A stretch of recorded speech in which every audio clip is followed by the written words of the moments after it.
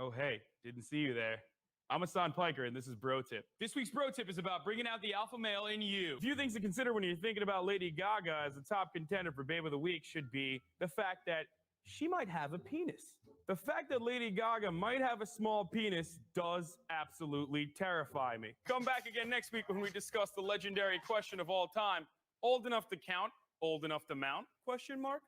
If you join ex-Mormon subreddit, then our Latter-day Saint subreddit, you're more likely to dress up as an animal and yiff somebody. But wait a second. So can we say that according to the actual data presented by anti-Mormons trying to attack active members of the church, they proved you have a better chance of being a furry in the ex-Mormon subreddit than in the active Mormon subreddit using their very own data? Can we actually say that as a real sentence? I don't know. Like, look at this. My name is Ronnie the Rat. I'm a trans species elementary school teacher here in Allen ISD, and I just want to try to bring more awareness for furries like myself. I get all these parents that are mad at me because I oftentimes buy these costumes for these kids, and the kids go home in the costume, and the parents come back and they yell at, scream at me, and they say, "We don't want you to sexualize our children." They call me the G word, Groomer, which is basically like the N word. And it's just a terrible description of who I am. We're suffering from a lot of bigotry. And so I'm Ronnie the Rapping Rat. So I want to end on a little rap. Yo, my name is Ronnie. I am a rat. If you talk crap, I'll get the gat. Get the booster, test it on 8 mice. I don't really care if you got lots of lice. I'm a pimp on a blimp, teaching my kids their gender. I don't care what you say. Gotta vaccinate the straight, gotta vaccinate the gay. And that's what I'm sad. I'm sad that I was not one of the 8 mice that Dr. Anthony Fauci chose to test the booster on. So I have a lot of sorrow. I have a lot of things that I'm upset about. And I just want to bring awareness to Ronnie the Rapping Rat. You guys can do this. We can get more kids to become trans species. Thank you. Okay. So the next, Doug.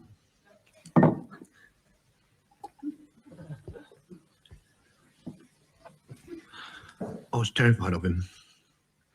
Everyone was terrified of Doug. I've seen grown men pull their own heads off rather than see Doug. Even Tinsdale was frightened of Doug. What did he do?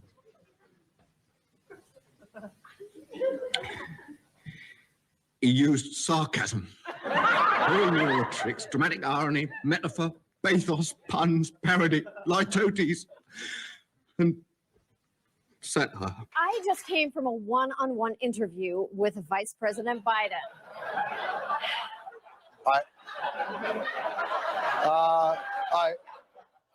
I thought you might have. Yeah, he swears he's seen the error of his ways, and for her part, this reporter believes him.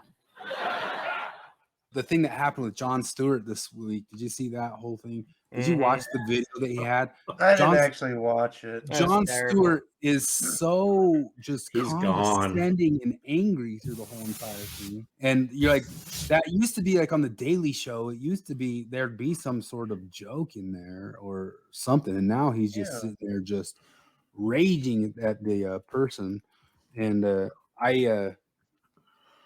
even if there's rage involved and stuff, I mean, if you got that much rage, you better be right. And the problem is that he's not right. Yeah. I did not know this. I didn't see this. Like, wasn't it just like even a year or two ago, Jon Stewart showed like just how kind of far we used really to gone? We used to think Jon Stewart was like right in the middle, but maybe like a years Bill ago, Maher something happened. rational left or something like that. He had a video out in like 2020. I remember. I was like, "What are you saying?" And I can't remember what it was, but it was really, really. It was the rhetoric. I mean, even Bill Maher's not like that, you know. I pulled it up, like Katie Herzog put out a tweet. Oh, you got my dad. You got my dad watching Bill Maher clips. He sends them to me. That was the craziest thing. I never thought ever would happen. And my dad's like, "Did you watch that Bill Maher thing yesterday?" Yeah, I did.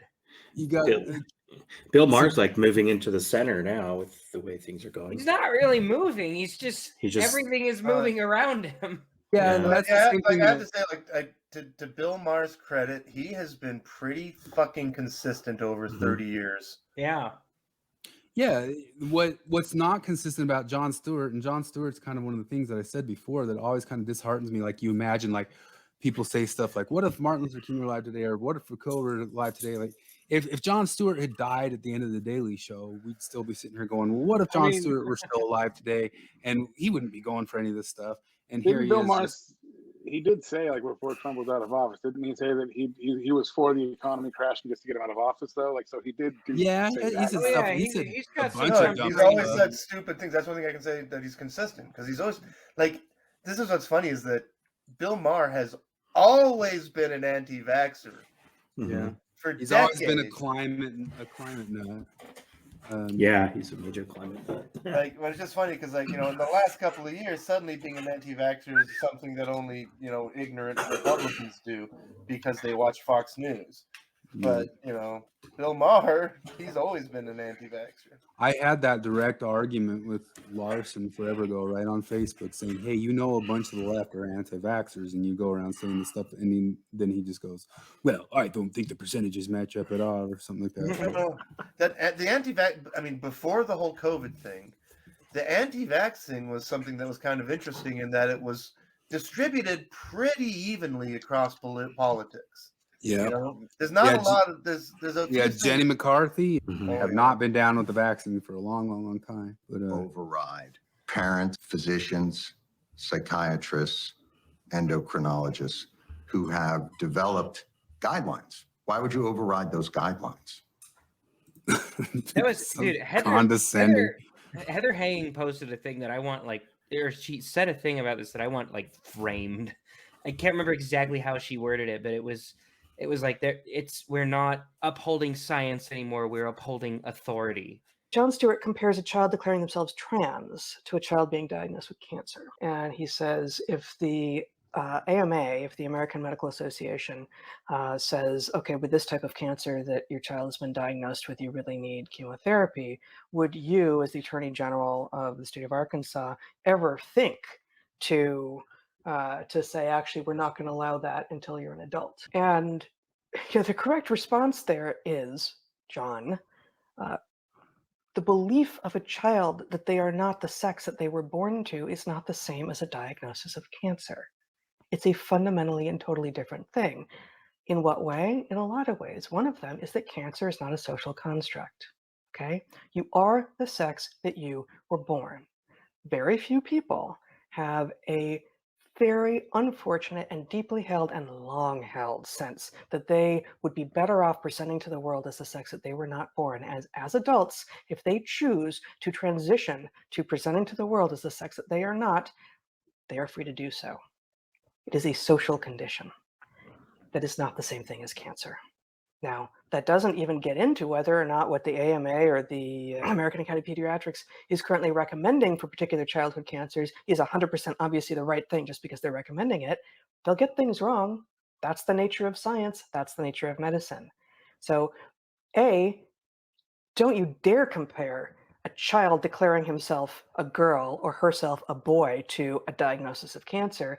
And B, the idea that authorities who have been respected and are currently making mistakes across the board are the only arbiters of truth, well, that is the error of the modern era, isn't it? It's the error of the modern era. This is exactly what we're doing. We are pretending that science doesn't exist, that authority is what exists, and authority is now a replacement for science. And that is the error that Jon Stewart makes in this interview.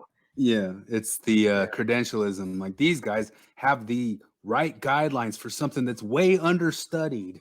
Oh yeah, like Thomas Sowell always talks about how experts are pretty much useless, but I see it all the time on these stupid commercials. Like, I'll be playing a game on my phone, and it's like, oh, here's this diet pill approved by experts, and it shows me the people from Shark Tanks and Oprah. I'm like, those aren't experts. Those are. I like those where the expert is like a 19-year-old girl with two big glasses wearing a lab coat.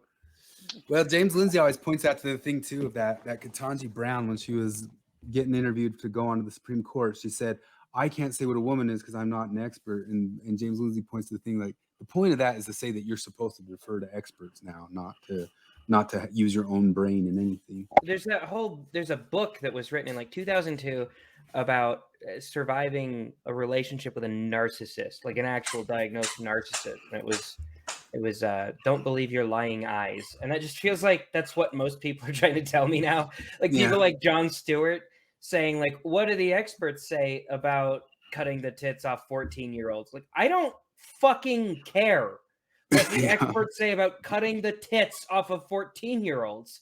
We shouldn't be doing that. They're wrong. So If that's there's- one of the deals is I look in the threads of all these things, and in the threads there'll be somebody saying Jon Stewart's coming in with the data and this person doesn't have any data, and just like McClellan always likes to use that word data, and you go, stupids, there's no data on this because we haven't been cutting the tits off of 14-year-olds and giving them hormone therapy for 100 years. Yeah, exactly. You're at the start of it. You don't have the data. You don't have the studies. And there shouldn't ever be trials on this because doing the trials on it are obviously, apparently to most people, something that you shouldn't be screwing around with. But You know but what? we need to You know how we I need know to it's bullshit? Because you can't be born in the wrong body. You are your body. Yeah, I mean, have we even? Has there even been a? There's no medical or surgical solution to your metaphysical fantasy issue. Has there been the first diagnosed female with prostate cancer yet? That's how new this is. When that happens, that's what the news is going to say. First, James, They're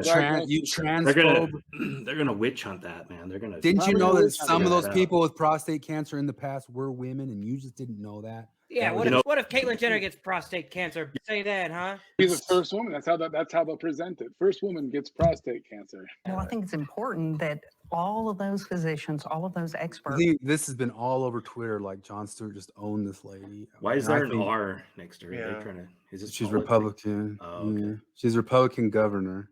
For every single one of them, there's an expert that says we don't need to allow children to be able to take those medications. That there are many instances where His response to this is great. You know, You know that's not right true. here. This He is says the there's most- not experts that say that it's not true. No, he's no, gonna say he's no, gonna Jon say- Stewart. He's gonna say it's not an equal number on both sides, but it's amazing. This he copied and pasted this answer he's about to give from. It's the most Twitter answer you will ever hear. it's not for everyone. There's one. These are the established. Well, I don't know that Medical. that's not true. I don't know that. Then why would know you? that. Why would you pass a law then if you don't know that that's true? Wouldn't you? Well, I have know done that so? there are doctors and that we had plenty of people come and testify before our legislature who said that, we have 98% of the young people who have gender dysphoria, Right. that they are able to move past that. And once they have the help that they need, no longer suffer from gender dysphoria. 98% Wow. without that medical treatment. That's and an so- incredibly made up figure. That's so. I'm sorry, but that's such douchebaggery. He doesn't. Well, know here's the anything. thing, Megan. Just on that very last point, that figure is out of her head. That's not a correct. It's over figure. 70%. Well, you don't But know it's that that's about over her. 80 That, it's she's about saying 80%. Abilgail Shrier, who we've talked about, her book said indicate nearly 70% of kids who experience childhood gender dysphoria and are not affirmed or socially transitioned eventually outgrow it. You and I have talked before about how a lot of these kids just wind up being gay. They're not trans. So the number is high. It's very high. It's probably upwards of 70, perhaps upwards of 88. But him saying you numbers- just the made up that numbers number of aren't that 98, we don't know salient. that. Did he listen to the hearing? I guarantee you he didn't.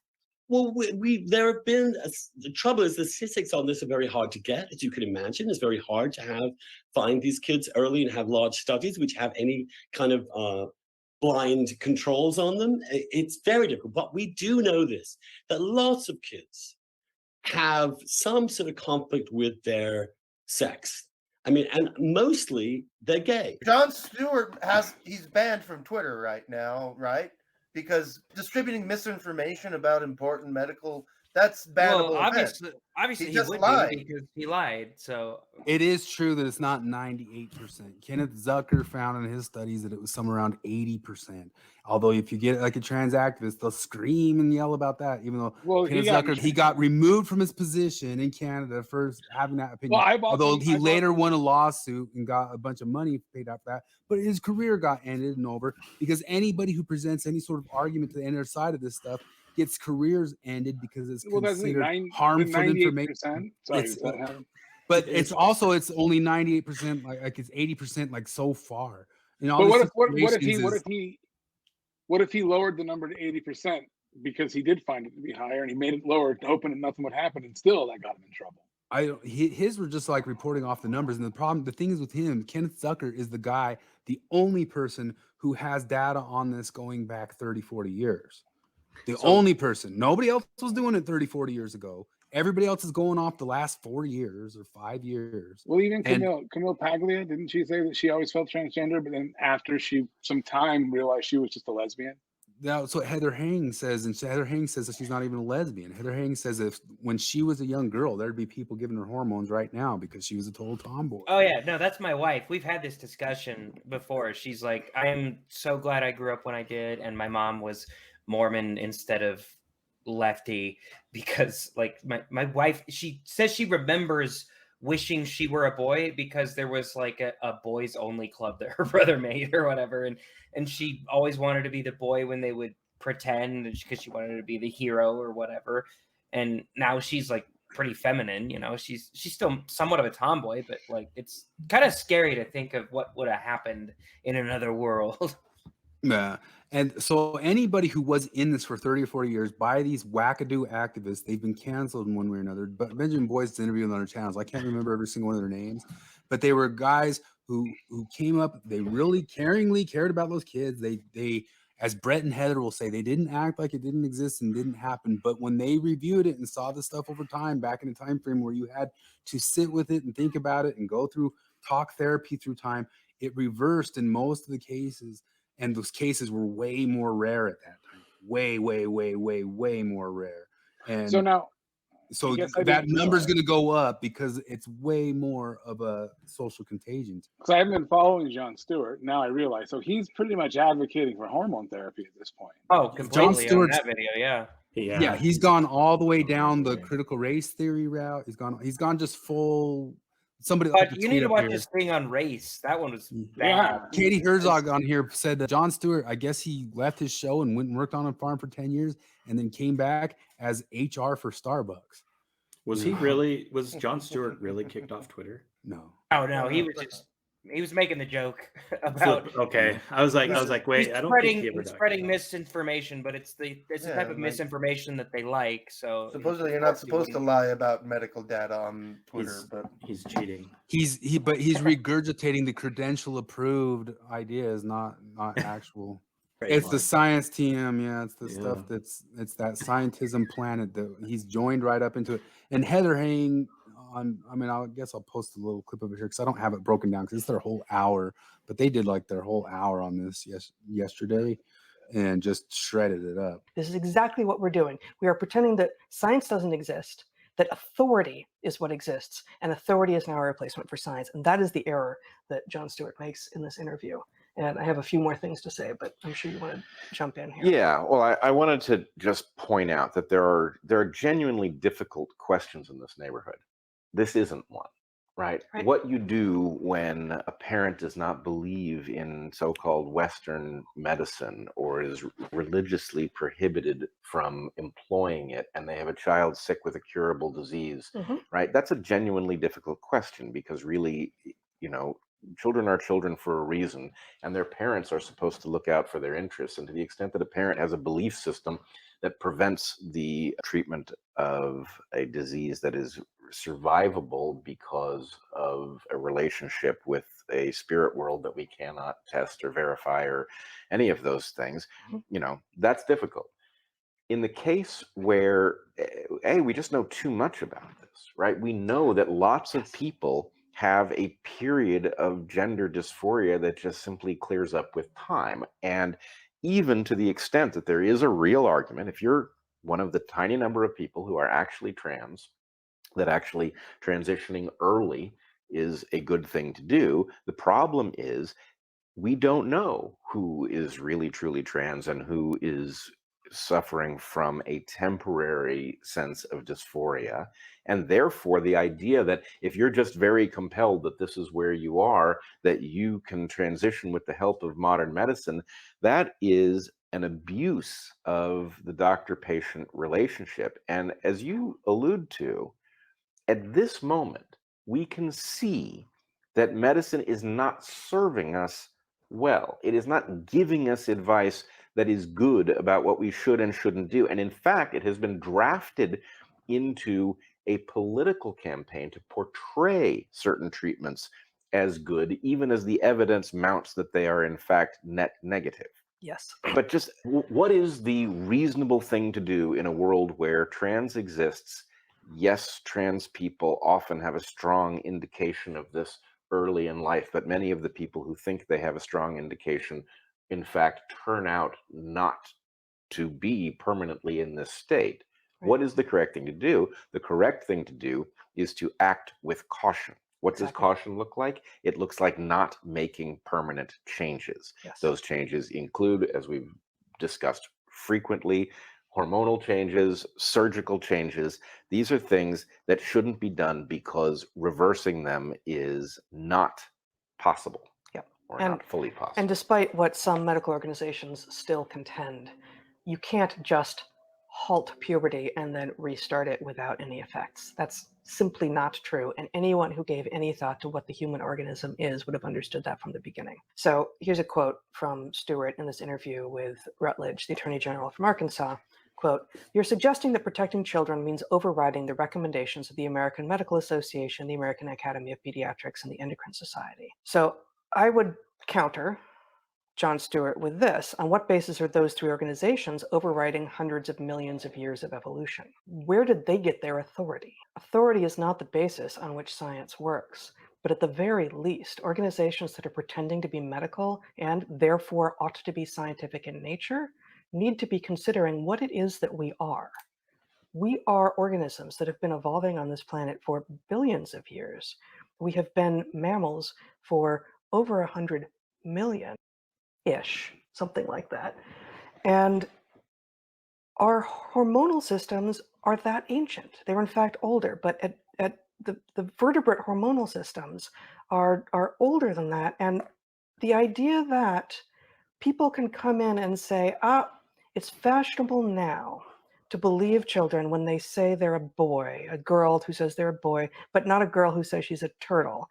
Maybe it's just because we don't have the facility yet to turn someone into a turtle, but we can make you kind of look like a boy, so let's do it. This is insane. So I'm actually going to read the first just couple paragraphs from my natural selections this week, if I may. This is called What Do Girls Do? Subtitle is Girls Become Women. There is an 8-year-old girl who likes to play in streams and look under rocks for squirmy critters. She not only knows how to throw a ball, but enjoys doing it. She loves math and logic and has no interest in dolls or dresses. She will grow up to be a woman, because that's what girls do. There was another 8-year-old girl who likes to give tea parties for her stuffed animals. She likes to dance all the dances, often with other girls who like to do the same thing. She loves to read and has no interest in trucks or trails. She will also grow up to be a woman, because again, that's what girls do. One of these girls may want to be an astronaut, the other a chef, or a mother, or a lawyer, an actress, a race car driver. Are all of these desires equally likely among girls? They are not. Girls are likely to want some things more than others. But guess what? The girls who aren't girly are still girls. You can tell in part by the fact that they grow up to be women, because that's what girls do. Sex isn't assigned at birth. Sex is observed at birth. But she's great. Oh yeah. So the thing is like, is he also? I mean, so puberty blockers and all that kind of stuff. He's such a condescending prick here. He's retarded. He's retarded in every way, if that's what you're asking. Well, no, what I was going to say was, see, I don't understand with the halting of puberty how human beings are okay with that. Like, it's a process that's supposed to happen, and if we ever had the ability to stop it, should we? Have you had this argument with people before? I haven't had this argument with people. Because what they'll say, what they'll say every single time is they'll be like, we have no data to indicate that there's any negative effects at all. And once you take them off, and it's reversible. That's reversible, because once you take them off puberty blockers, they'll just go through puberty. It's like, you don't think for a second that there's maybe some ill effects from going through puberty at 23 years old rather than 13? Fuck off. I'm not a medical expert. I know that you're wrong about this. Yeah, like, I know that other things are going on biologically with your growth in those years. Like, I already know that. So I know have it's enough. not the same. I bring it up a lot, but it is a world where it lays over. Anybody who's been around the sports world or bodybuilding world and knows people who've been jacking with hormones in that time frame, we totally understand that what you guys are saying. They is have full of tiny shit. dicks. It's dangerous. It changes. It reverses stuff forever. It messes with your heart. It has Yeah. other sorts of things that might cause like cancer at earlier, younger ages. It'll mess with your veins. Your veins will get screwed up. It's just, we know this because people have been on certain hormones for 50, 60 years, just more in a bodybuilding sense. Mhm. But I've got a video of a Lyle Alzado, like just he went oh through. yeah. It totally fucked him up. There's a channel, he's called like the Testosterone Doc or something on YouTube that I listen to, and he talks about all the fallout a lot of different bodybuilder guys get into because they start getting into those hormones way young. And I've been an advocate against starting any sorts of those hormones, even if you're bodybuilding, since forever ago. I've got like some video. It's like a one and done as well. Like if you do it once, that's it. Like you've fucked it forever. It starts messing stuff up, yeah. Yeah. And then it gets worse and worse because then you have situations like I'll show you this. Hold on. This is well, you can watch it. Out of my haircut because my hair was driving me nuts. This female. What? Female dude, hormones. Oh. 19 years old. Male pattern baldness going on already. My hair thin out, and it's less distressing if I shave it. So when I talk about being too far gone, I don't really know what else to call it. This is after stopping hormones. That's what I mean. This is how The deep voice thing too. That's And how this all is- the women. The voice thing never goes away. This is No, a biological. with women it female. does better. Yeah, it's a biological female, and with women, like they can pass as men better than men can pass as women because, like, you can grow things, you can't shrink things, and vocal cords Yeah. are one of those things. So you can kind of tell with women when they transition into being men that, like, you can kind of tell there's something a little bit wonky with their voice. It kind of sounds like a guy that's just coming off of helium or whatever. But that you can stretch vocal cords, you can't shrink them. So that's why When you see- that's the biggest argument for puberty blockers is that if a boy gets on puberty blockers and does not go through male puberty, he looks He a can lot more more like a woman later on in life, and his He can be voice will passing drop. much easier. He can be Because- much easier yeah. passing, and he'll be less suicidal, so we better do it. Yeah, if you look at like Chris has a pretty deep voice, and if Chris were to go on to estrogen, like his voice wouldn't change.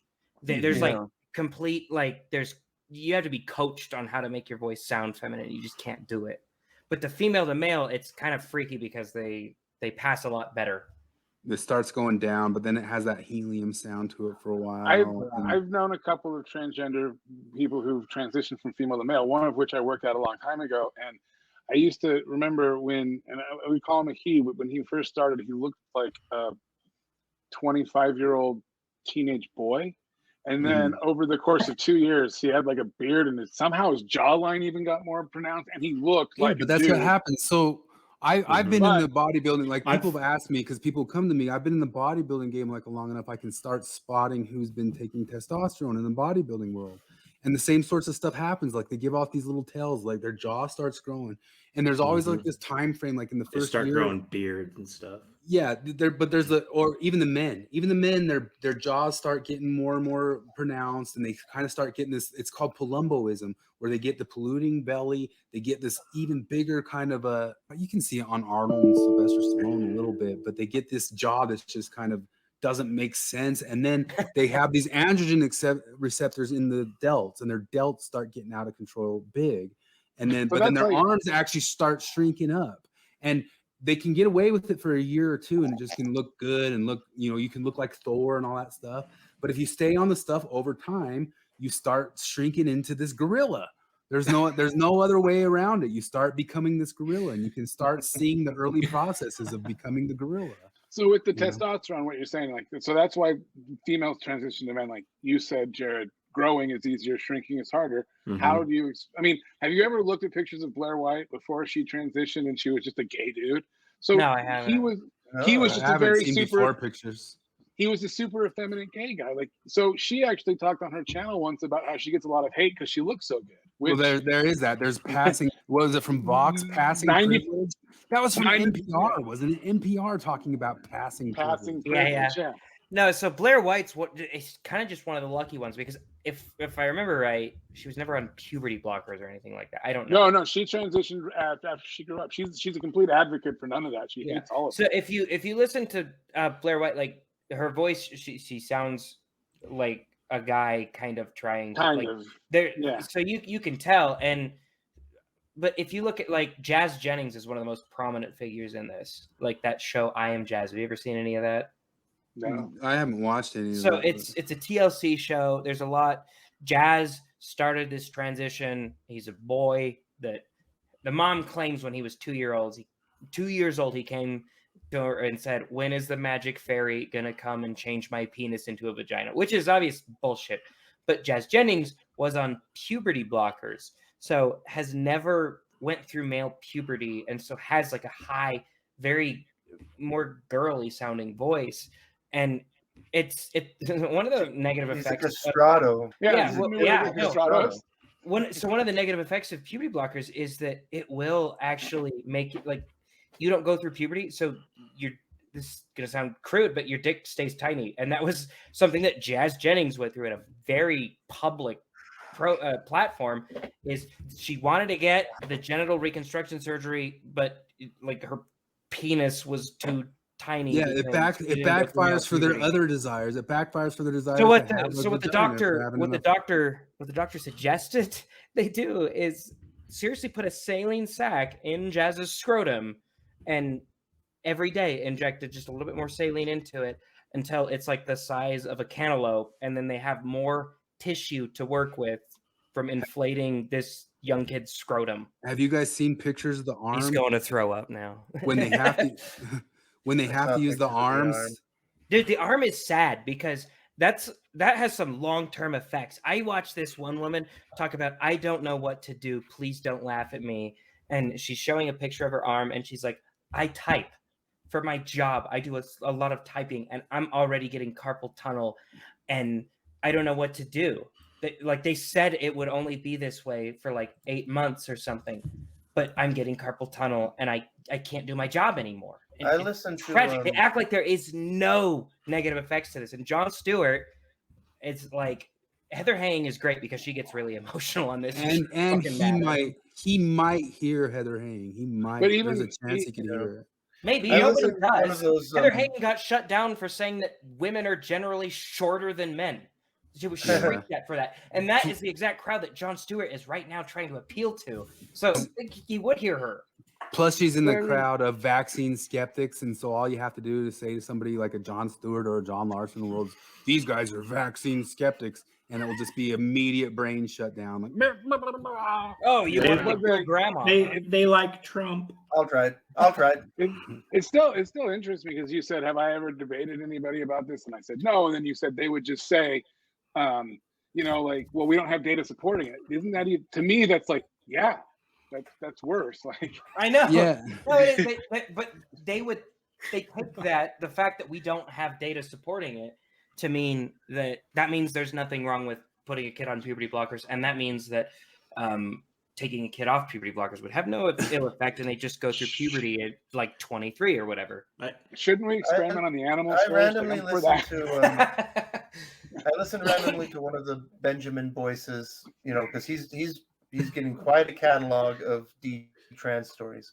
And I just picked one at random and I listened to it. And one of the things he said that nobody ever mentioned before, and he said nobody mentioned to him about it, because he never had the full surgery, but he had his testicles removed. And then he went on other, that's a thing you can get before you're 18. You can get an oriectomy. One thing he talked about is that, because one side effect was that his sex drive all but disappeared. Yep. But then the other thing he mentioned was that a counter effect of all the hormone crap and having his testicles removed was that his penis atrophied. And the upshot of this was that the rare times that he got aroused, it was enormously painful. Oh my God. That sucks. Those are just a couple. Like, you have to go through all of Benjamin Boris's stories, which is it's painful and rough to sit through them and go through them and listen to them and just be like, oh my gosh, this is going on in the world right here. But then And the other thing is like what I wish people would do is because like just like people are like, oh, you listen to a few Mormon exit narratives and you find out they're all different, but they're all the same. And then like if you're like me and you've listened to like Jehovah's Witnesses and Scientologists, oh, they're all different, but all the same. You listen to these trans stories, they're all different, but they're all the same. They all tell the same story. All 4 of you had your names removed from the church? Well, mine got they kicked me out. They kicked you out? Oh man! Yeah, Flip used to talk about that a lot. Like get your name but removed. All 4, like you guys have all had your names removed or X or whatever. I never had my name removed. I thought it'd be more badass. I thought it'd be more badass to be excommunicated. No, my wife. It was funny. So my wife today, my wife today said, "Hey, I'm gonna go get us some swigs. You want one?" And I said, "No, they're closed because they're Mormons." And she joked and she said, "You're Mormon." And then she said, "That's not a lie." When people ask me if I'm Mormon, I always say, technically. You know what my little sister says? When she always says, I'm from Utah, and so people ask her all the time, "Are you Mormon?" And her answer is, "Not on purpose." James got baptized late teens, so 19. Oh, really? 19. Yeah, October 19th, 1999. Yeah, so he's a bit different. So, but I had my stuff removed. But just last night on the Midnight Mormons, I sent them a super Chris chat. had And his stuff removed.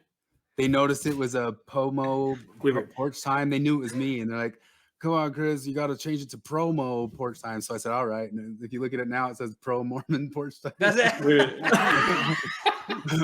These are documentation that exists. Look at the condescending little. I know, what an douche ass. From these medical organizations. What medical association are you talking about of these doctors? What's your credentials? What's your source? No, it's all the argument is just him saying like, I've got to find something that she doesn't know off the top of her I don't head. think he'd do it, but he should sit down with a conversation with Jordan Peterson. Oh, I know. It's so disingenuous too, because so much of all these things are. So he talks about you do bring in experts and expert witness type people to make the cases for the stuff, and she did bring in expert witnesses to make the cases. It's very disingenuous in many ways, because one thing is that, like John, a lot of these things are questions that you could ask the people who are speaking on your side.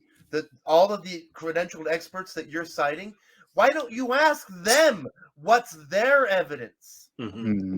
Right? And No, that's part one. And then the second layer of this is that this lady has examined the what are the people making these claims bringing to back it up? Oh, it's nothing. It's ideology. It's queer theory. Yeah, and you can listen. You can listen through it. You can read it and read through a lot of it, like a bunch of us have, and looked at all of it. And that doesn't mean that you can regurgitate it sitting in a chair in a room perfectly. I could reference you to 50,000 different things that I've seen over the years. I don't. No, and that's what I would say. That's why he knows that. He knows that she can't just regurgitate the names of the people, and she can't has regurgitate the information. But she can't did regurgitate. say. That's like she said. Well, I don't know the names, but I was there when they testified in front of legislators. No, I know. She might have the names. That's why my first thought was like, okay, have on Abilgail Shrier. She could regurgitate all of these names. The gender theorists who are driving this movement, I would say, put forth the proposition that, first of all, that an individual always knows what gender they are, even if that changes from day to day. There isn't an authority outside the individual themselves that can opine on gender identity. That's part of the philosophy that drives the gender affirmation movement, I would say. Correct? Right, that's part of the philosophy, but unfortunately, there's no biological or empirical or means of verifying that. We have no means of establishing that a girl who believes she is a boy is truly a boy. In well, fact, it's more of a definition than anything else, right? It's a place to start. It's an axiom. The axiom is that the only person who can offer an informed opinion about their gender is the person themselves. No medical professionals, no parents, no loved ones, no one else, only the individual. And that's even the case if it changes from day to day or hour to hour. Right, exactly. Okay. They begin with a conclusion. Okay, and then the other claim, and this is the one that I have difficulty with logically, is that a girl who thinks she is a boy is in fact a boy trapped in a girl's body. which seems to me, and that's been the case ever since birth. And it seems to me that this is a form of the biological essentialism that the gender theorists typically decry, proposing, as they typically do, that gender is a social construct. Now, it isn't obvious to me how gender can be a social construct and be something immutable from birth that's only known to an individual themselves, which sounds a lot more like a biological explanation to me. So Right. Right. I mean, I interviewed affirmative therapists and I would say to them, and they would say, well, some kids are gender fluid. And I would say to them, well, then how can you recommend top surgery on a young woman who may turn out to be gender fluid, meaning she decides at some point she was wrong. She isn't a boy, she's a girl. And this response was essentially, well, only she can know her truth. I mean, this is not medicine any longer. It's closer to witchcraft. Have on Heather Hang. Have on Heather Hang, have on Bret Weinstein. Recorded. If you want to, because he talks about peer review, and I'm like, if you want to talk about peer review, get Bret Weinstein on there with you. He'll tell you all about peer review. Get James Lindsay or Peter Boghossian. If Jon Stewart could bring Colin up that Wright. clip and James and Lindsay play the knows clip all of the about expert, peer review. and then say, and then he can explain. Let me explain why this guy is wrong, but he doesn't do that. And I guarantee he's never even bothered to look at to see what they actually said, what they actually testified to. And I guarantee that if he did look into it, he'd find out they do have sources for their numbers. I'm trying to remember have reasons to say what they claim. I'm trying to remember who I was listening to the other day. It was just in the background podcast or something, but they always regurgitate the 40% transgender people kill themselves and stuff, and cite that it's because of us and not accepting them and all these things. And then scientists, not scientists, the psychologists said no, that's not the case. They're doing it because of they were conflicted already. And I remember thinking, like, okay, I was born in 1980. I don't remember anyone ever being mean to the transgender people. They were just kind of always there, and you didn't want to piss them off or upset them. You know what I mean? Like, you didn't want to call them it accidentally. Now they want to be called it. Some of them, yeah. We don't want to call them Pat. The thing is the data does show that, like, after 7 years later, the suicidality does not go down. So, Yeah. but you bring If that up. anything, it's flat or up. That's the data that we have shows that. So it's interesting you bring that up, because suicidality is a terrible indicator of anything. And because we don't understand a whole lot about suicidality, it's a very first world problem. And if it means oppression in the transgender community, which is what they try to say that, well, clearly it's because they're so oppressed and bullied that they're killing themselves so often, then it should mean that in the racial world as well. But it doesn't, because white people kill themselves more often than black people. Like, I do believe transgender people kill themselves more often than slaves and Holocaust victims. Exactly. And that's not a thing I like. That makes me very sad. I don't want that to happen. It's tragic. So let's figure out why. But they don't want to figure out why. They want to place the blame on their specific political thing they're trying to fight against. I think it was Jordan Peterson I was listening to, because I remember him specifically saying, like, something to the effect of, it just can't be true that suicide is caused by oppression, because people wanted to live through really oppressive times. Yes, that's why I brought up the race. That's why I brought up the race thing, because, like, even now we have the black people who are supposedly systemically oppressed way more than white people, but white people kill themselves more often. So clearly, suicidality is not an indicator of oppression, but they try to claim that it is in regards to transgender. Yeah. The entire field of sociology started from Durkheim, the grandfather of sociology, because he noticed that with more affluence, suicidality went up. And that question alone made him go, what? And that's what made him entirely get into creating sociology. And the whole thing that they try to do and say, going around saying, oh my gosh, it must be caused because of this, because you didn't accept them enough. And 7 years later, the only reason their suicidality would go up, it's just like any sort of governmental excuse to say, it's because you got to accept them even more and harder. It's like they'll just always double back into they play the victim narrative. Like, these are victims and you guys are all at fault for these victims. It's super powerful. They've been worse too with, like, because they like to throw the numbers around about, like, oh, there were 56 transgender people murdered in the last 37 minutes or whatever they always say. And that's the thing, is like, who was it, Chris, that did that? Like, he went through and he went and examined all of these things, and it's like, and the media wants to play it like every one of these is a Matthew Shepard event. And the fact is that not one of these is a Matthew Shepard type event. It was all, You know, drugs, domestic violence, prostitution.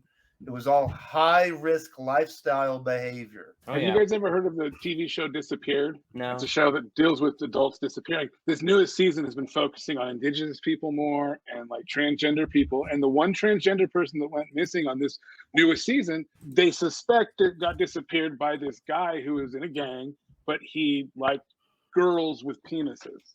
And he couldn't let his Padres know that, so they think he killed her. But there'd always been these rumors. You know what I mean? Like that was his He was fetish. into But lady boys. He was into lady boys, and that was his fetish. So, but they try to paint it as like a hate crime, and it's like, well, what about like the other episode with the gay guy, and they tried to paint it as a gay hate crime, and it was his boyfriend.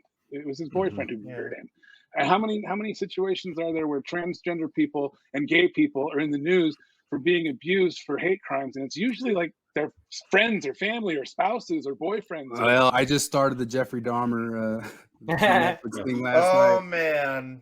And Have fun with that one. That's Like, not I'm an halfway LGBTQ. That's not LGBTQ. No. I'm halfway not through anymore. it, and I'm really mixed about it because there's a lot of things I like about it. Because like I think the production, storytelling have all been excellent. Evan Peters is a generational talent. That guy is the greatest amazing actor of his age. Like he's amazing. Have you watched American Horror Story? Yeah. No, he's most of the what first season, which like, is he was good in. That show, like he's really good. American Horror Story is a show where like it got to where I enjoyed watching it enough for the performances that like because a lot of the stories got really dumb. But that cast, Kathy Bates, Jessica Lange. Oh yeah, they're great. Sarah, what's her name? Sarah Paulson. I mean, just a fantastic cast. They always do amazing. Anyway, but with this Dahmer thing, they keep cranking it up. Like I'm 5 episodes in, and they keep cranking it up more and more and more. And I'm just started. I just barely began. The 6th episode, which is the one that like everybody seems to rave about. Even the Red Letter Media guys were like, that was really good filmmaking. Because apparently the whole episode, one of the victims is deaf. And so the whole episode is told from his perspective without sound and all of that. And so just as a movie nerd, I like the idea of that. That sounds like that can be really, really good storytelling. But yeah, like this in episode 5, they ramp it up where, the police. Like there's a conversation that I know never happened, where like a black victim that gets away because Jeffrey's grandma spots it, and I'm pretty damn sure that this whole event is manufactured whole cloth. Like this isn't even like something that Jeffrey mentioned and that they added more to. And the young black victim is being interviewed by the police, and the cops say like to the guys like, well, just because a guy, referring to Jeffrey Dahmer, just because somebody's been arrested a couple of times doesn't mean he's a bad guy. I'm sure you know that, And the black kid's like, I've never been arrested. Well, it's like, I already know that story didn't happen. I already know that. Because police don't interview somebody without checking their background first. They just don't do that. I started the first episode of the Dahmer series.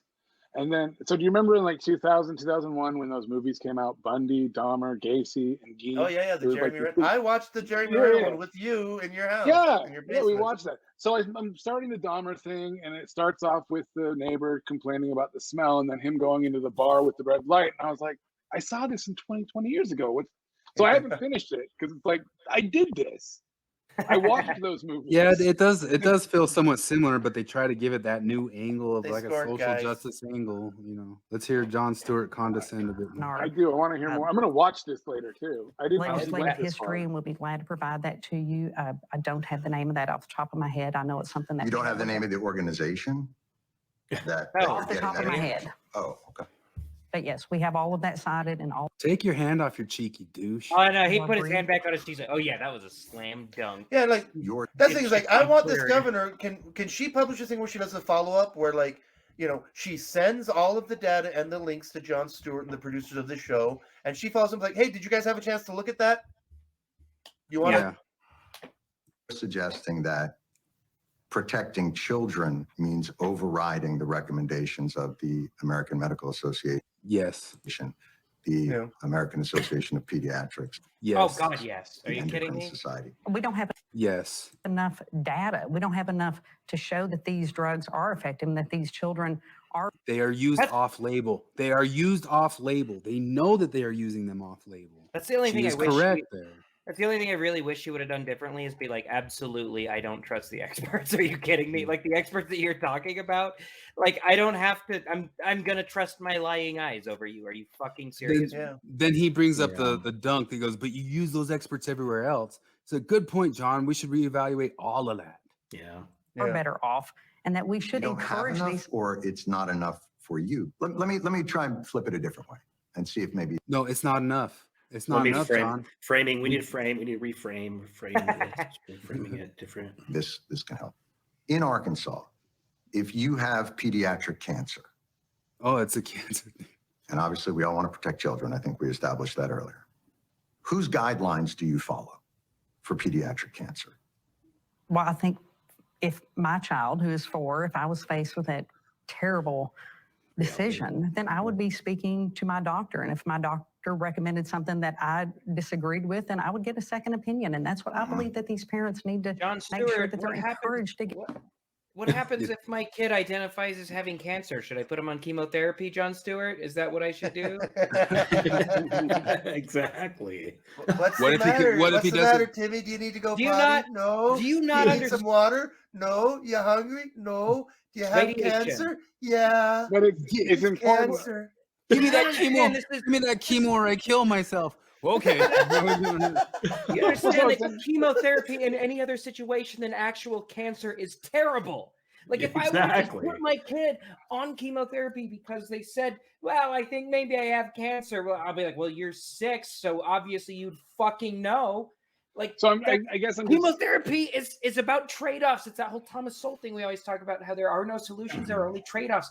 Chemotherapy is a terrible trade-off to have to go through. It sucks for the people that go through it, but it is better than cancer. It's not better than a lot of other things. If somebody tried to treat the flu with chemotherapy, like the flu is better than chemotherapy. There's not a good It trade-off shows there. how effective the dialectic has become. That's even a part of the same conversation. That Jon Stewart even thinks that that's an appropriate analogy.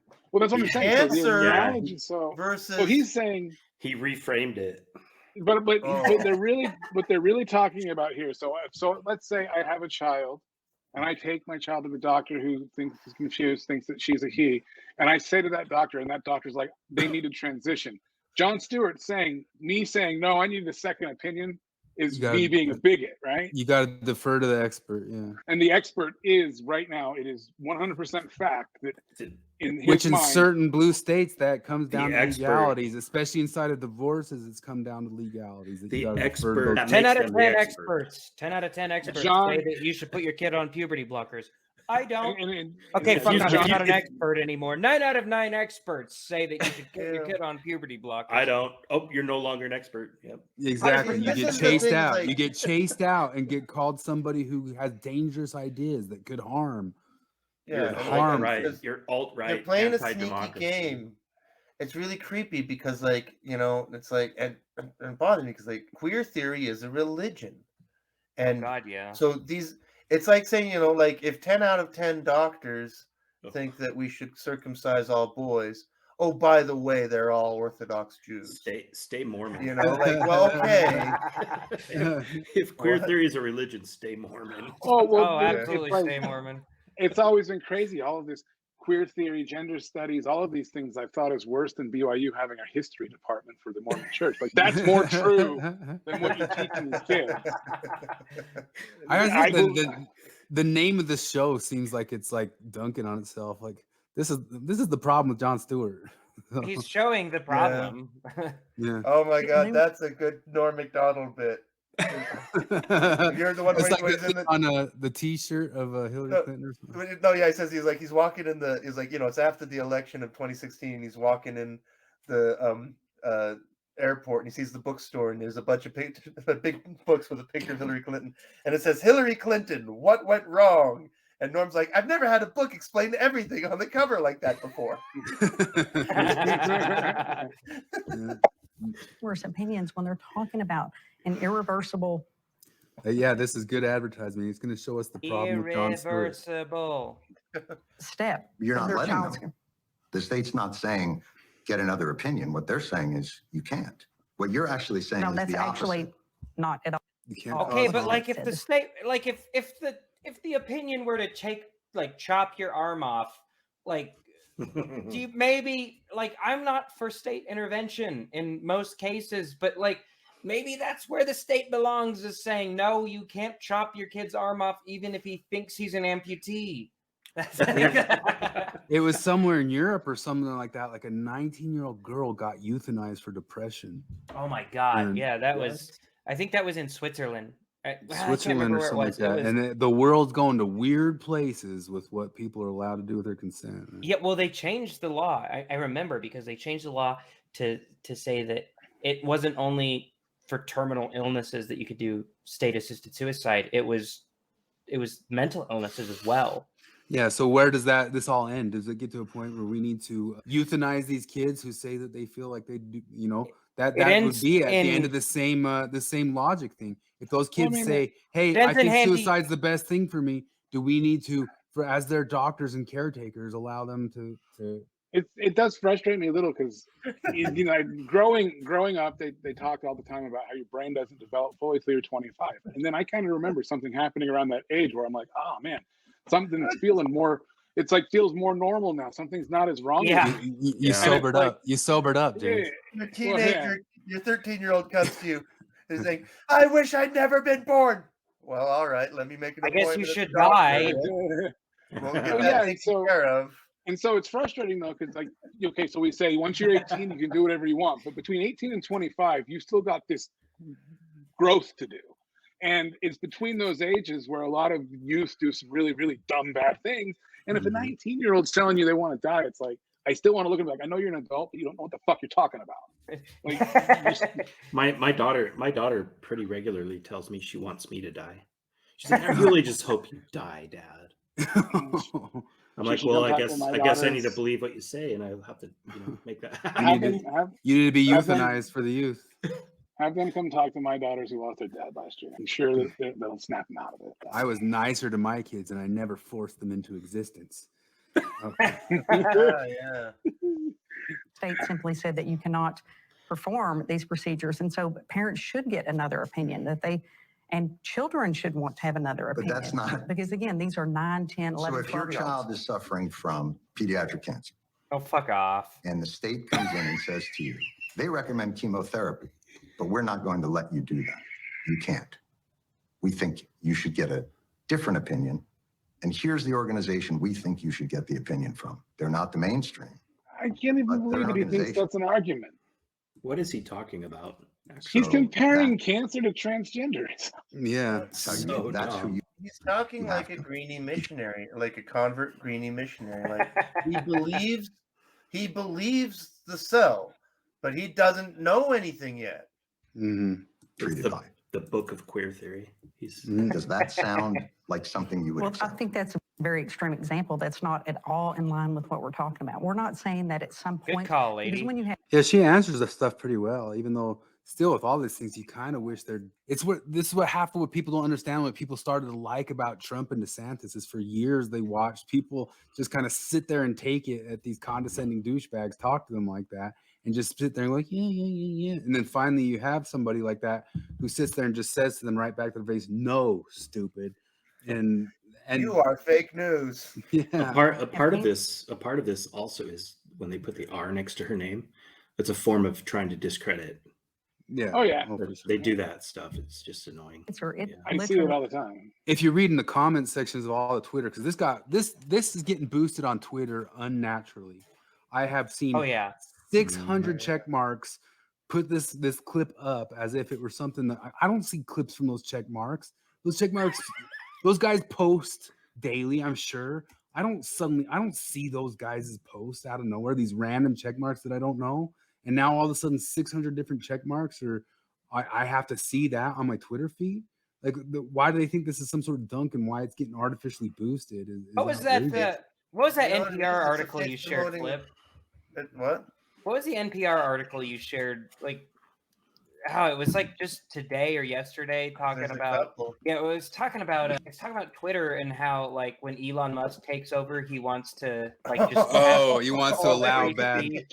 And they're like, but that might allow for bad speech, and that's what we're worried about. Experts say that allowing all legal speech could lead to toxicity such as misogyny, election denials, COVID-19 misinformation. Flip. If those experts, if your kid had cancer, listen to me. Earlier, what was that TV show that was trying to talk about bullying in school? Right? You showed that clip. Right? Have you ever been watching like someone flip out on the YouTubes? Usually they're leftists, but they're throwing a tantrum, and you just think that person needed a bully. Like I'm not. Yeah, but that's what he had. Early and often.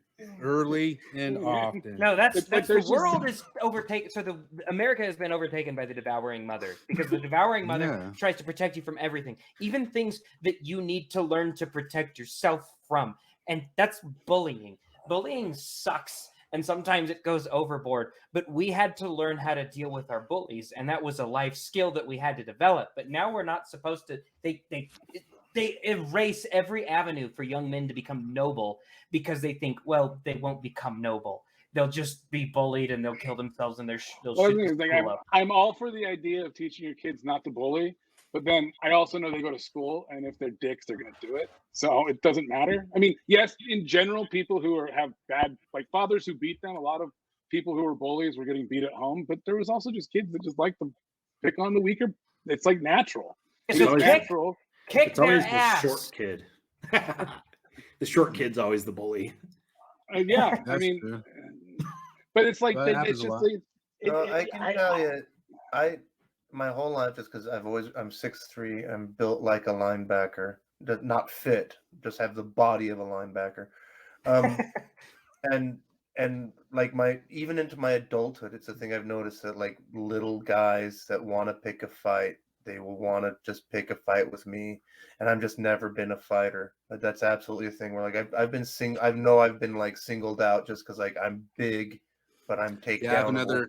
I have another big friend who says that always, anytime he goes to the bar, somebody's always trying to do something to him. You remember that scene? You remember that terrible scene in Man of Steel where that jackass is picking on fucking Superman because and the whole joke is supposed to be that he doesn't realize he's Superman. But this guy's like 5'6", 112 pounds probably. And like, I know he doesn't know that this is Superman, but it's still fucking Henry Cavill, who is like 6'3" and just jacked out of his mind. Like, that's not really gonna happen, right? But it does.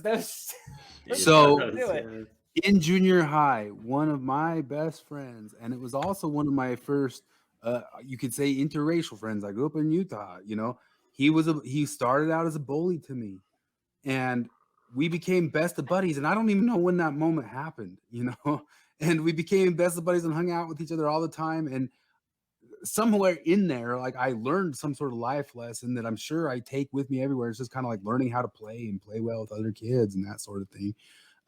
That sort of thing, if you get protected from it, you're losing out on part of life for sure. So oh yeah, one of my closest friends in one of my apartments was a guy. So I was in karate when I was in elementary school. And oh my gosh, dude! I would wedgie you so hard. If I know. Well, that's the thing. In this story, I've never been a bully, but James like kicks up the bully gene in me, like. So I was only a white belt. I was like maybe 9 years old. I was only a white belt, and this kid started like he threw these younger kids off the swing and started swinging, and I overheard them say, "You better leave us alone. That kid's in karate," and he just came over and started beating me up just because of that. I didn't even know. And then his mom calls him in, and then my mom calls me in, and we end up being neighbors. And his mom made him apologize to me. He was like 2 grades ahead of me. He actually Chris, is this really how this went, Chris, or is he making it up? No, this is how I met Chris. This is a different guy. This is Chris is the bully. I was playing that Chris was the bully. that But you my care point about. is this kid didn't even know me. He just heard from these other kids, don't mess with that kid's in karate, and his first instinct was to go beat up the kid in karate. There's like, tons of different guys who became friends out of fighting over the No, years. I've That's had just this. how it So is. one of the most Like the worst thing that formative can happen moments. is that a bully takes karate, because then the bully finds out that just karate doesn't mean you know how to fight.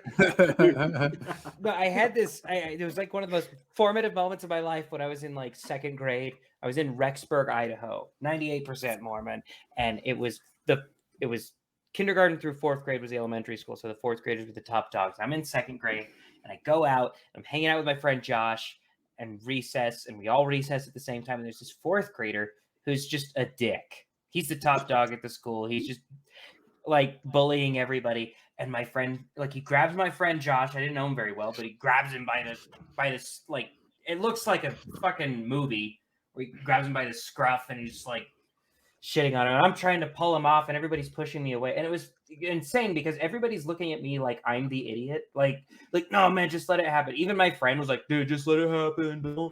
Don't do anything. And I was like, fuck you. So I act like I'm walking away, and then I turn around and I see this kid. And it was like one of the proudest moments of my young life is I just charge as fast as I can. And I was tiny, but I shoulder check this fourth grader and just smash into him, and he lands on the ice and skids a little bit. And everyone acted like I was the asshole in that situation. And I was like, no, I was the only person that was right in that situation. I fucking know it. And thank God for that bully, because he gave me that opportunity to be kind of brave in a situation. I was getting chased once in like maybe fourth grade. James, third or you're fourth gonna have grade. too many of these stories, man. No, this is no. I was being chased by the guy, and I decided It was like a stop, daily. drop, It and was roll. like one of the days of the daily. I decided to stop, drop, and roll, and it tripped What? him. And they, Oh, yeah. like I was being chased. I stopped, drop, and roll, it tripped him, and he got hurt, and everyone's mad at me. I'm like, did you not see he was chasing me? Yeah. No, I I didn't- taught my that's how little you deal brother with to do bullying? that. He did the stop, drop, and roll on a kid that was bigger than him, and he fucked the kid up. I was like, good on you, man. Well, I was in trouble for Fry that. tell how he stopped the bullies when he was in school. No. Stephen Fry, because he went to fancy English schools, and he talked, like the rugby boys, they'd roughhouse with them. And then one day he figured out how to make them stop. As there's one day, they were roughhousing with him, they started to grab him, trying to wrestle him and stuff. And he just went, no, stop! You're giving me an erection. And they never bothered him after that. I remember that somebody said something about the only way you can get somebody who says they're going to tickle you to not tickle you is say, I have diarrhea. Okay, so I'm going to pee my pants. Particularly pediatric cancer, and having friends that have lost children to pediatric cancer, having a 4-year-old, I'm sure. the thing is like they start talking and answering that stuff credulously. Like that's the typical kind of being nice little like waspy Republican thing. They should just say like, shut up, John. That's not the same thing. Like don't go down that road of that framing, as Damon said. Oh, you reframed it in this thing. Sure. And that's one thing that's bothered me, because in the way that the dialectic has succeeded, because she should be able to just say like, why are we even having this conversation, John? Yeah. It's actually You one of can't the be good- born in the wrong body. This is not a medical. You can't solve this issue medically. And that was actually one of the This is points that. So Ben Shapiro brought it up, and I've never read one of the books from like the talking heads before, but I actually read his authoritarian moment book, and he talks about how one of the biggest issues with the right wing is that they have this loyalty to niceness, and it's an issue that I've had for a long time. So I've had pretty validated, I guess, that Ben Shapiro was also like, yeah, it's bullshit that we deify being nice to the point where she's just trying to act cordial with this guy who clearly is hostile toward her. Mm-hmm. Parents with children who have gender dysphoria have lost children. Yeah, it's her Oh fault. my God! Mic drop. Oh, and it happened the same way that cancer kills kids too, right? Yeah, parents with kids with cancer lose children. Oh, I tend to notice some people who are getting watched by millions, but I can just like see in his face that he feels millions of people. Yeah, I know, that's the looking at him part. going, oh, John. boom! Checkmate! And Checkmate! Transphobe. Because it's acute. And so these mainstream medical organizations have developed guidelines through peer Guidelines for something for which there are no guidelines. Review data and studies. And studies of what? Studies of what? 30 years from now? You have the studies of 30 years from now. That's the studies you need.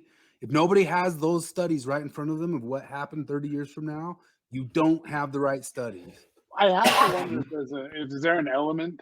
Is there an element with the idea that the transgender person, 40%, even without anything, still is suicidal? Isn't there an element of knowing there's something pretend about it? Maybe I don't know. Like, oh my gosh, get James out the channel, man. You transphobe.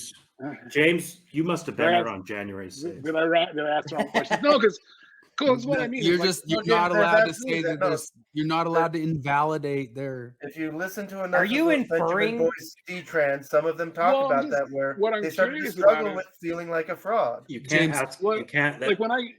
Guess what just happened to you, James? It's happened to a ton of different people.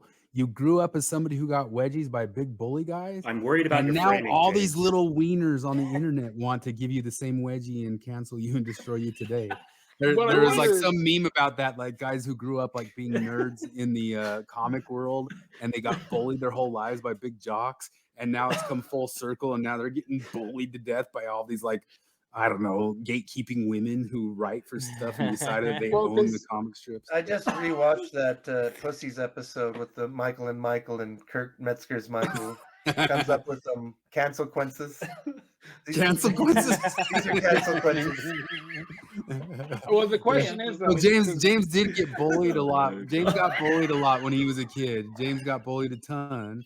And now he would get bullied again just for asking. Sounds like he's getting bullied again right now by you guys. Jesus. Yeah.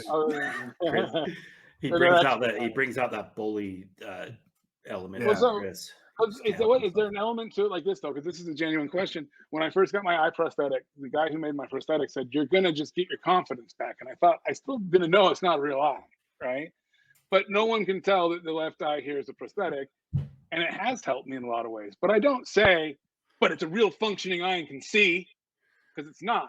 I know it's a shield, it's a fake eye, right? And so, like, a person who has gender dysphoria, who's trying to convince me they were born female, but they're a real man, to me, it's like, I'm a stepdad. Should I start making a thing that stepfathers are biological fathers? Because it's not true. So here's the thing: is that I feel like James has two eyes, and if you don't believe he has two eyes, he's going to kill himself. James, why don't you hold yourself hostage and say that, like, call this a real eye, or I will kill myself? If I were rational, I would be always. If I were rational, I would always be a little bit nervous when I'm riding in a car that James is driving because he can only see out of half of his head. But I'm not a fucking phobe, an iPhone.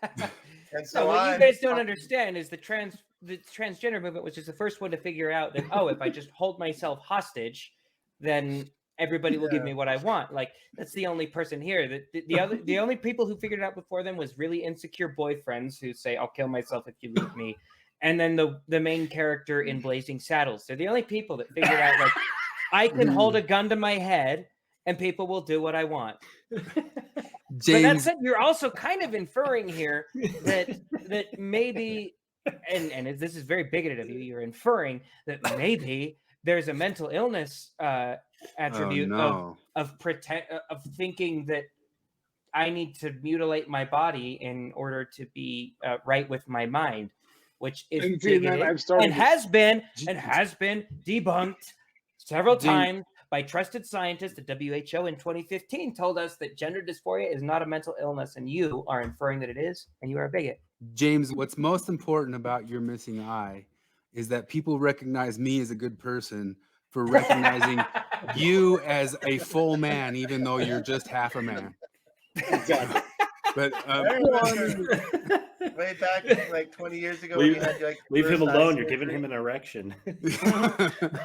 We were in the grocery store. We were buying beer at the old Albertsons. Remember, James, after your first eye surgery, and you had the eye patch, and that little kid just went, "Look, a pirate!"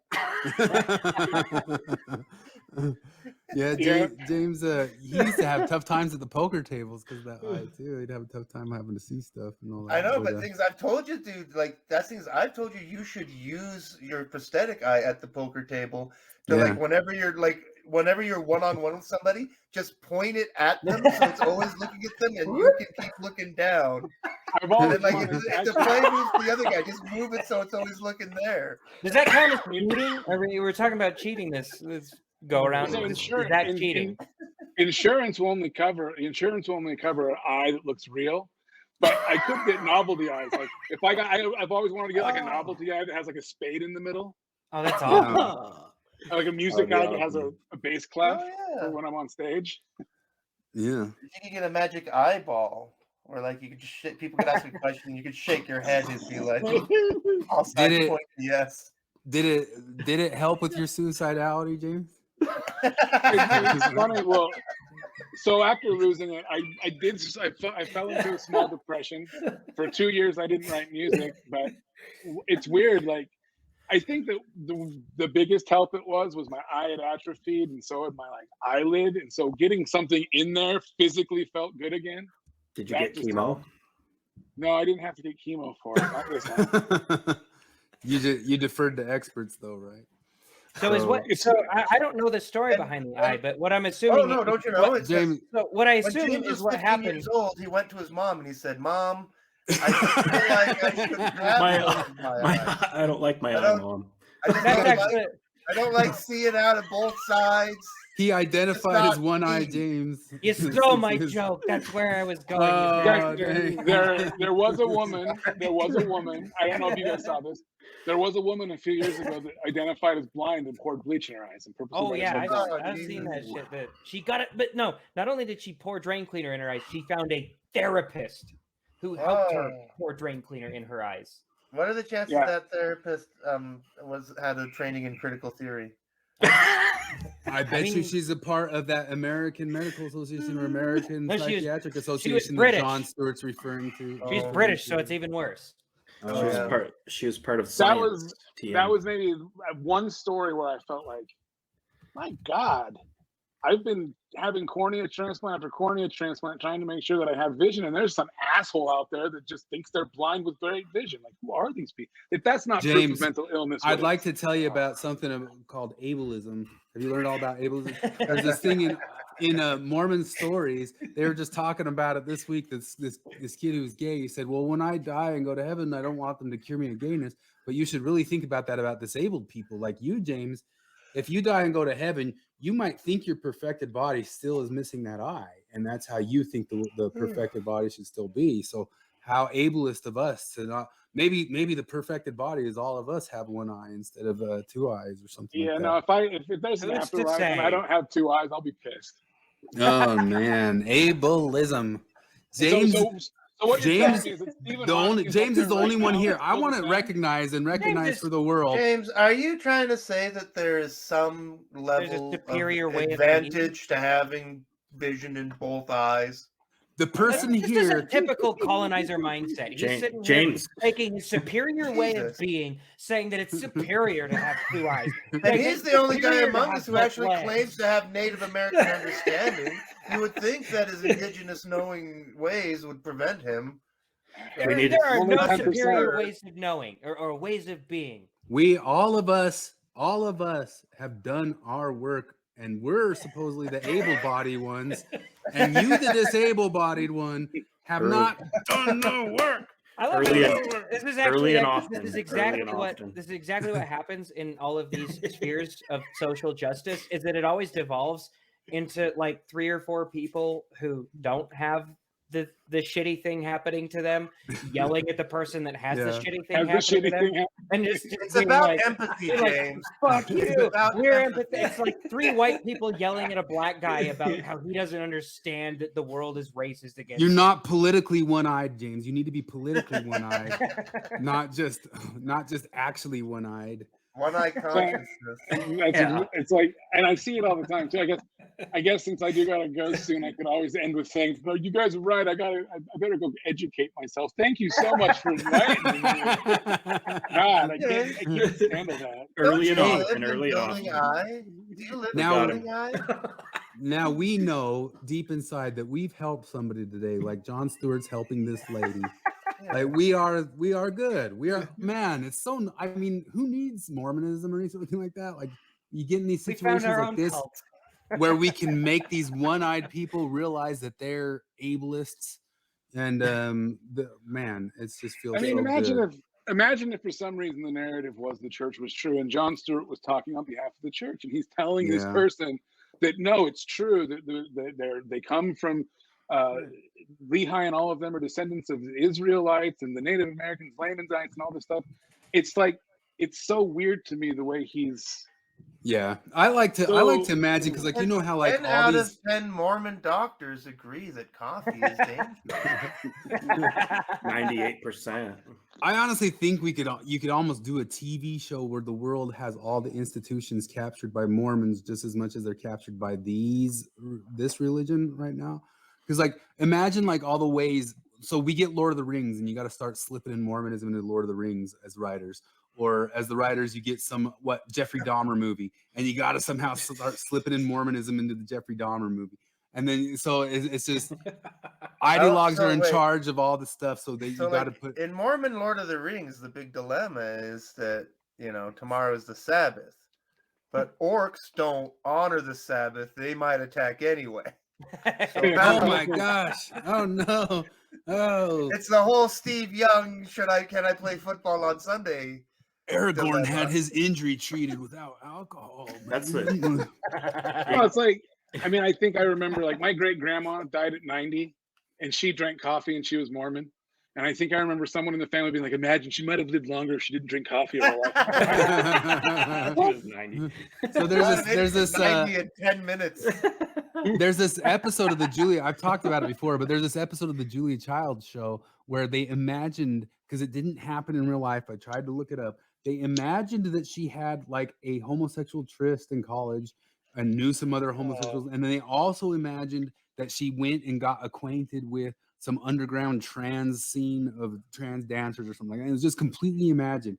And so if we were the Mormon ideologues who've captured that institution, it would be, we just have a whole episode in there of like she met some missionaries and took some discussions and went down this whole path, and she got real close to getting baptized. But then right before she got baptized, she got called to Boston on a special episode to make a, I don't know what, boof, the whole whatever they call it. But that's how you slip it in. So we got to figure out like ways to slip in our ideology. Well, it's funny though to me, like, if the woke left decided, let's send out missionaries. I mean, it's not going to be the same. The Mormons knock on your door and they're polite. They're going to knock on your door and start screaming at you at how white and racist you are if you're white. Good morning. It's like, fuck you, kill yourself. Yeah, their approach isn't even like Mormons were at least like, we got to be nice about it. We got to knock on the door. We got to treat their views with respect first, right? And it's like they're not even doing good as a religion. They're just screaming at your face, telling you how stupid you are. Oh yeah, Mormons are a superior religion in every way. It's a particularly nasty religion. Yeah. Through those guidelines, they've improved mental health outcomes. So I'm confused why you follow. He thinks that mental He health. says that. He thinks that mental health outcomes have been improved over. That guy. So why didn't she demand the names and the sources and she just said she had backing for that. Well, because she's arguing in good faith. Yeah, it's true. AAAP guidelines for all other health issues in Arkansas because we checked, but not for this. It's simply saying, let those young people who are facing gender confusion and dysphoria, allow them to become adults and to make that decision. Allow a child to be a child. So here's where we have. So this is insane to me. What a backwards clown world we live in. That this white has to be said straight male is like berating this woman who came up from the underdog to be a female politician, and he is like berating her for maybe she should say that. She should play a card from their game. Are you trying to mansplain to me, Jon Stewart? You don't What would get you this. say to She's that? not politically a woman. She didn't politically come from that. Yeah. She's not You've made the determination that protecting these children protecting these children. You've made the determination that protecting these means children. not giving them access to the guidelines and care that have been designed by medical and mental health professionals. Yes, Yes. John, they're wrong. Yeah, this is a They are Chad. wrong. This is one of those like Chad meme yes moments, and this is what I was getting at with the whole like you got a white straight man explaining to her like, why aren't you going with the authorities? Like that's Because the all this authorities is. saying that it's okay to halt puberty. That's why. Yeah. They're saying it's like it's Because so I trust asinine. because I trust my lying eyes, Jon Stewart. That's why I'm not going with the authorities. And I'm asking you, TM.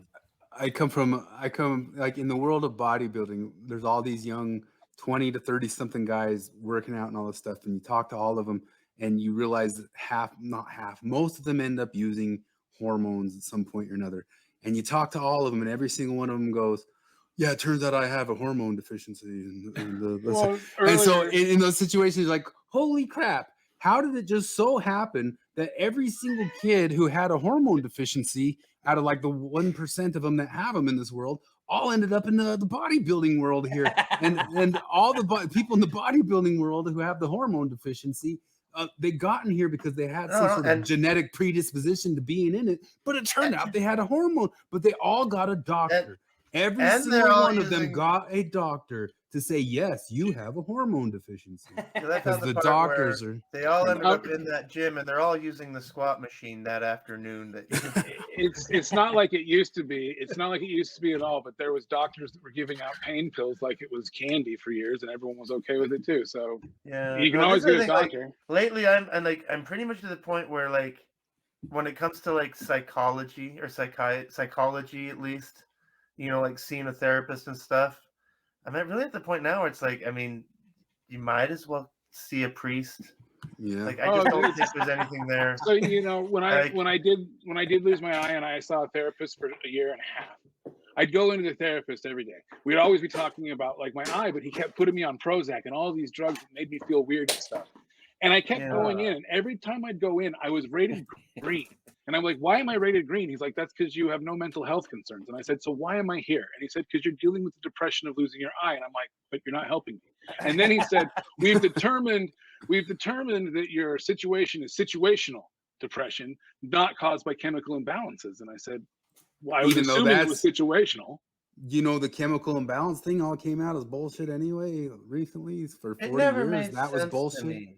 It never made sense to me. Well, so It's what is one it of then those that was things? It's like, wait, so humanity's just been broken until the 20th century? I Well, was yeah, exactly. I was listening to. I Well- think I sent it to Damon earlier. That like I found Bret Weinstein had this whole video about the hot hand fallacy. That for a while they tried to say hot hands in basketball were just a fallacy. They never really happened. And then people gave more study and gave more views and more ideas into it and said, yes, they do too happen. But it's like it's another one of those situations where it's like anybody who played the game knew that hot hands was real. Like you felt it and saw it, and you saw somebody get on streaks and all that sorts of stuff. And then you have all these pencil and paper pushers saying, well, that wasn't really real. And you just kind of go, no, The I've data, seen we it. have the data. Yeah, we have the data. That's not, nope, it's not real. It's the same. And I mean, people but- can go into a zone on anything. Yeah. You know, when people get into the zone, they do some pretty crazy things, but they're in the zone. Like, How do you not just immediately know that that's a thing? Like that's like a psychological thing. When you're consistently Well, doing well, you will keep consistently doing well, and like you're psyching yourself into it. The studies we have on the placebo effect are insane. Like it's when we say that something is just the placebo effect, we shouldn't call it just the placebo effect because it's an insane fucking thing where it like increases our healing and our abilities like insanely. There's so much stuff with this credentialism world. Even if you like look at that recent thing Bill Gates put out about climate change stuff and him saying, hey, I noticed all you guys think that your spreadsheets tell you what true about the world and all that sort of stuff, and they don't. And we just live in such a world of these people thinking that it's almost, you could point to it as being a Marxist thing. And what they get so wrong is that they think their wackadoo theories and papers and stuff that they write is reality. and none of them are actually living and facing and taking on or having to have reality reality. I guarantee you that I guarantee you that any of those people that are writing those papers would dare to write a paper about what it's like to be a one-eyed person before asking me what it's like to be a one-eyed person. Yeah. that made me think of that What are song. you? That one-eyed. She's the one-eyed. She's the one-eyed love. I don't know if you guys ever heard that song on K-Berry. It's about a woman that has. I was thinking about, isn't it one-eyed, one-horned, flying purple people? Yeah, that's funny. James doesn't eat people anymore. Qualifications to step in and say, no, keeping you from that care is protecting you. You've made that determination. Well, these are irreversible decisions that these children at these young ages are making, or that their parents are making. Can we just, you're making, like, real quick, can we just acknowledge that at the same time that this is happening, where Jon Stewart published this and everywhere, at the same time, Ben Shapiro and Matt Walsh and Crowder are all liars for suggesting that hospitals are doing this kind of stuff to kids. Exactly. Like, Colin Wright has a whole career, and Colin Wright and Christina Buttons, they have a whole career dedicated to exposing this stuff. Christopher Rufo still helps expose a lot of it with them too.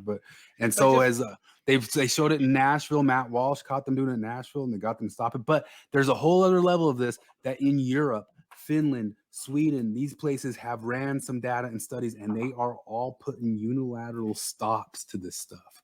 Yeah. And yet still, we're completely captured by that's as Heather Haying and Bret Weinstein put it. Like these institutions are captured. They're captured by ideologues. Yeah. Making it sound like He says, like, I like the way he phrased it. He says, essentialism. in the best case scenario, they're captured by ideologues. In the best case scenario. In the worst case scenario, they're doing this on purpose, but on the best case scenario, they're just captured by ideologues. like a 9-year-old walks into a doctor's office and says, give me some testosterone. And the doctor goes, oh, thank God. There's more than a few stories on Benjamin Boyce that, yes, that's exactly how they describe it, Jon Stewart. Because we're one single visit and they get the hormones. Wanting to create an army of transgenders because we're crazy. Yes. And they go right in, like, read Queer Theory. They want to, that's what they want. They Read want an those- army of What was that queer paper theorists. that Jonathan was just sending us yesterday? That was once again by that lady. Go ahead. This is the closest thing. That, like, if you want to convince me that there is a Satan, this is the way to do it. Like that. Like it's like, what is the motivation here? That's all I think about anymore. Is like, maybe there's just a Satan. Maybe I was wrong about this whole God and the devil thing, and maybe there's a Satan that just wants, because, like, the drag show thing. What is the motivation for constantly wanting kids to be exposed to drag? I've thought of that too. And I think that this is what I think this has been going on for centuries, and this is the representation of another thing we're going to add to what the devil is. It may not be a real thing, but it's a real thing, if that makes sense. So what's funny because when I What are you, literal devil now? That's where I'm landing. There's a real literal devil, earlier, and he wants my kid to be a woman. when I walked in earlier, you made a joke and you were like, "Oh, he's going to grow up." No, actually, we've been talking about hormones, and it's Sunday, and I got to take my testosterone because I'm transgender. No, I'm just kidding. I'm low T. There's a difference. But Sunday's my hormone day. We've been sitting here talking about hormones, and I'm sitting here going, "I need hormones today." Fuck yeah. James. I don't know how that's going to affect me in the future. Now I'm worried. Well, I mean, I went through this whole entire thing several years ago because they were even talking about doing the replacement therapy in the 40s and all that stuff. And there was actually who was that one lady on NPR here in Utah, that Diane Rehm. She used to have that voice. This is Diane Rehm. But she had a really good episode on how there wasn't even a good enough amount of backing data on taking hormone replacement therapy for the adult males going back to normal hormone levels after 45 to see what happened. Like it was all 20 years off. Like you just you didn't know what was. Maybe it works, maybe it's good, maybe it's fine just to go back to normal levels. But the problem is it's not studied 20 years off. It's not studied 30 years off. It's all experimental. Well, and all of this stuff that Jon Stewart's spouting is like all in the hypothetical. There's no even evidence that any of this is true. That's the worst part. Like, I think everything kids imagine up about themselves could be considered hypothetical to some extent. Like this whole movement is brought on by trying to say we need to trust whatever a kid says, and it's like the kids make up all kinds of shit like all the time. Well, do you remember? That's Have what you they seen do. Step Brothers? Have you seen Step Brothers? Yeah. That has one of my. I think I have. Yeah, I think. So I it have. has one of my favorite scenes. Like it's where Richard Jenkins, that he's the dad of Will Ferrell and John C. Reilly. He tells them at one point, because they decide to resign themselves and act like adults, and he tells them, like, it's killing me to see you this way. When I was a kid, I was a T-Rex, and I knew I was a T-Rex.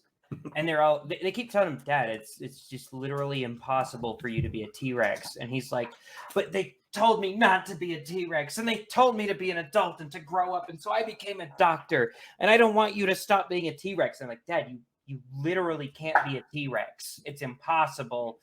And it was I always think of that when this transgender stuff comes up. I need to rewatch that. Yeah. No, that it really is like but so much of these critical theory things is like step one is you have to agree on reality, and you can't. They break reality at the very beginning. Yeah, this is where Stewart was saying it was hitting the crux. It was hitting the. To protect the children in Arkansas, and I think that's what is important.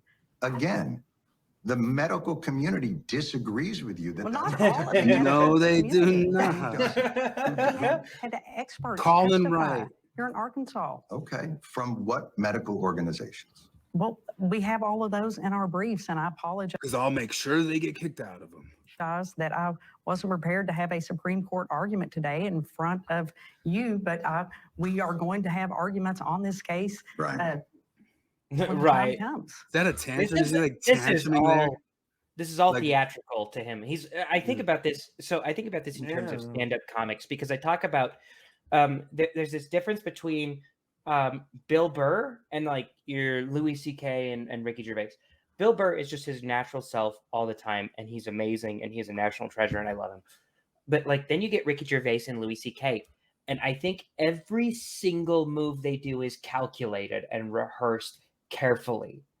I think they do like every pause, and it's awesome. It's great. And Ellen DeGeneres is another one. Everybody hates Ellen now, but like she has genius comedic timing, and I feel like Jon Stewart has this as well. And he's using it right here to be like, oh yeah, he even looks off camera. It's the perfect screenshot to him being like, oh yeah, whatever. Yeah. Where she says like we're going to continue to pursue this. Like she's not saying, oh, we slammed the door shut and we're over forever. She's even saying we're going to keep pursuing this. We're going to keep looking into it. And his response is that disdainful dismissal. Yeah, he didn't win this debate, but the way he just frames his reactions and his face and his stuff to the low information people who take it in on Twitter, they think that he just demolished her. He's arguing with a flat earther. Like yeah, he does. So let's just see here. So Dan Rather, wow, a big tip of the Stetson to Jon Stewart, a masterclass in the art of news making interview. Shut up, Dan Rather. Let's see. Let's go through the. You guys think was Trevor Noah and the Daily Show decline part of the general decline of late night TV, It's or did both. Trevor Noah kill that show, or Both, but he definitely killed that show. He just wasn't funny or good or entertaining. Also, like he was preachy in a way. Jon Stewart was never preachy before. The Daily Show really was about laughing at the media. Number one, like that was the primary thing they did. Like I'll never forget the first time I ever saw Daily Show. I didn't understand what it was. I was at a friend's house. They turned on the TV and they're like, "Oh, it's the Daily Show. Well, let's watch it." And it was like Samantha Bee or somebody, I don't know who, interviewing the guy from Guar in full costume on a golf cart. And that was like, and it took me for a second because I'm like, why are they pretending to take this so seriously? And then I understood, oh, it's satire.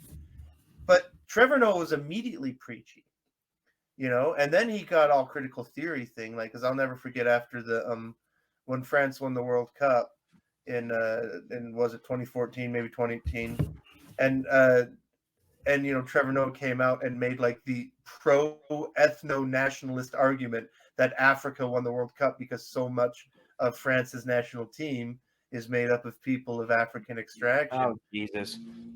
Yeah, Well, it caused a big problem. I don't know if I don't think Trevor Noah is what ruined the Daily Show. I think that it would have been ruined either way because it became popular to be preachy by then. That's what these types of audience demanded at that point. And I like he went preachy, and I don't remember. It's been so long since I've heard his stand up that I don't remember if he was funny or not. I have to go back and check. But like he was he definitely became preachy at the same rate at which everything else became preachy. Yeah, so this is because it's picking for people who I would like to be at the top of the comments. So it's got like Viva Fry and Benjamin Boyce saying the problem with Jon Stewart is he brings nothing to the table but appeals to authority and audience. But I was reading through most of the normie comments on this stuff, and most of it was like, boy, oh boy, did Jon just destroy her. So the authority of our country's top medical organizations is irrelevant? Yes. The idea that there's no serious debate in the medical community is just wrong. Karolinska Institute, ranked 6th in the world in medicine, based in progressive Sweden, advises against puberty blockers for children due to the lack of research in combo with known dangers. Yeah, I mean, let's see what Viva Fry says here. But I don't know if like any of this, how insulated is he? Like, because there's people with sufficient like large following sizes themselves pushing back on this that you think that he'd see it or have some sort of way, or maybe he doesn't care because maybe he's just in. I'm sure. No, that's the nature of true belief, right? Mm-hmm. That's the nature of religion. No, because they don't, because they believe something else. So this is Viva Fry coming in with the actual number, which was 84%. I said 80, and that's according to Kenneth Zucker. But then you'll see they'll have all these like ideological answers saying that it was like a flawed sample, which is the deal was it was our only sample for 30, 40 years because Kenneth Zucker was the only person tracking that stuff for that time. 84% also never took any treatment at all either. Yeah. So you're saying that they would have stayed transgender and properly and correctly if they would have just gotten some treatment. I saw a discussion. I think it was on Turning Point, like what's his name? The Turning Charlie Point. Kirk. Charlie Kirk. Yeah. And he was chatting with someone in the medical community, and they were talking about how the medical systems and the medical community itself has become where they're basing their decisions and things like that based on ideological factors, and medical doctors are afraid to stand up to it and say, no, we want our industry to maintain integrity through just being skilled and knowing what you're doing and not just ideological like skin color and things like that.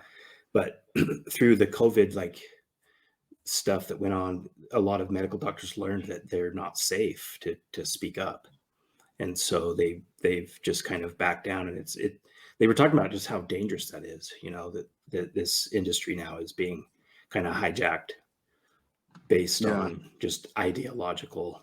It's ideological stuff, and then you, like typical, you can also follow the money on some of the stuff, as some of the other people have pointed out. Well, it's the money that's the danger for them, is they get their license threatened and whatnot. They lose their practice, they lose their money.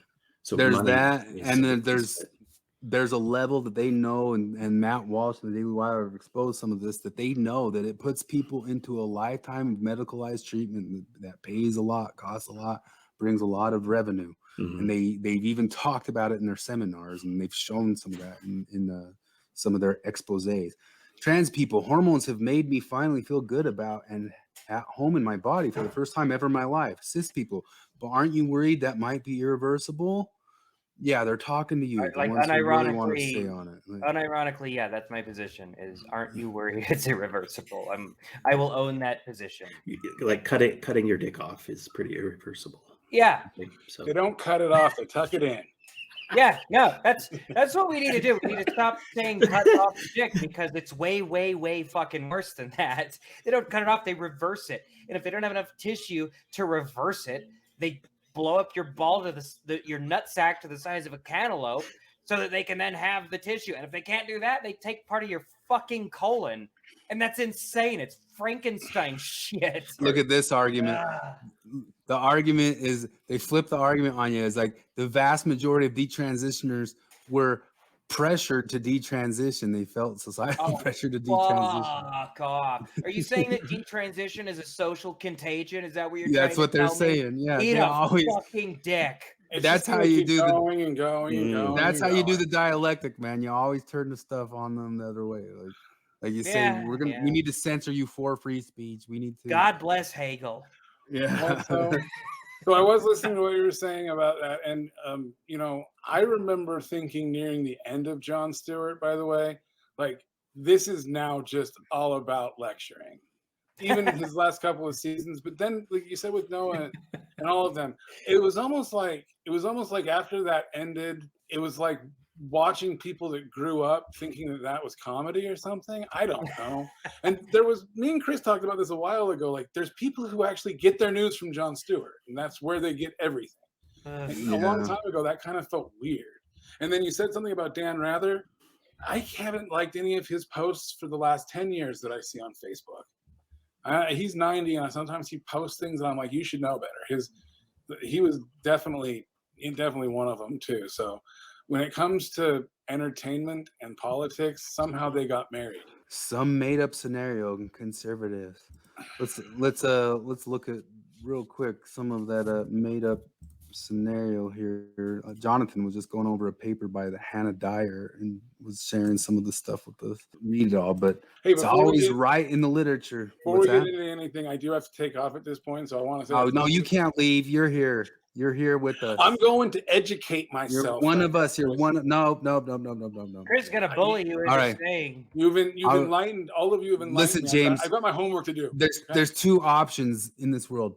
One's pain, the other's pain. With me, you've got bully or bully. You can stay and get bullied, or you can leave and get bullied. It's up to you. Chris is gonna make fun of your eyes. Yeah. he always does. Yeah. But I only do that because I'm a bully to you. If I were to move my eye though, Chris would look away and throw up. No. I don't love it when he like pulls it out and says, "Look at this" and all that sort of stuff. But anyway, bully Chris for being a pussy. I gotta say stuff. Yeah, I can't look at that stuff. But James, whenever I do that, he goes, "What are you trying to erase my existence? See me, see me." Exactly. Oh yeah, there's always that. You don't think I should exist? I never said that. I said exist over there, away from me. That's all. Anyway, it's nice meeting you, Jared. Flip, How you Damon. doing, man? Chris, wait, Nice hang to on, meet you, James. Chris, have you Have a guys good ever day. been with James when he coughs and his eye falls out? Yeah, I remember that happening once. I'm getting a new one soon. So. Oh, okay. All right, guys. I'll see you guys later. What a quaint gentleman. Chris, you're muted. Oh, doodles. Chris just bounced. See you, Chris. Doodled out of here. All right, Later, I'm Chris. at the top, so I'm in charge now, bitches. Oh. Now we're gonna talk about how white people suck ass. So who's driving? White men. I don't know. Well, I that's feel you like guys. it's- I'm Latino. This looks like a white man's page of red ink. Where the hell did he go? talked What about. does this mean? I don't know. It means How are we still here? I thought that because shit is saying Skype stole my camera use. Well, fuck Skype. All right. Well, What? Fascinating. tell us what to talk about. wait. Oh, Aaron Herrera's. Oh, they're injured. That's why they're not playing. You guys are bad. Well, I guess Jared is an Idahoan. I mean, Real Salt Lake is your team, right? They're your nearest geographical team. Dude, I'm not a sports guy. Yeah, I know. I don't know. So what's your question? Nah, just 'cause they're playing right now. And it's They're on. Okay. It's the last game of the season, and it's do or die. Like they have to win to get to make the playoffs. Any other result? I always wanted to get a bumper sticker one day that said it's kind of a joke on Idaho.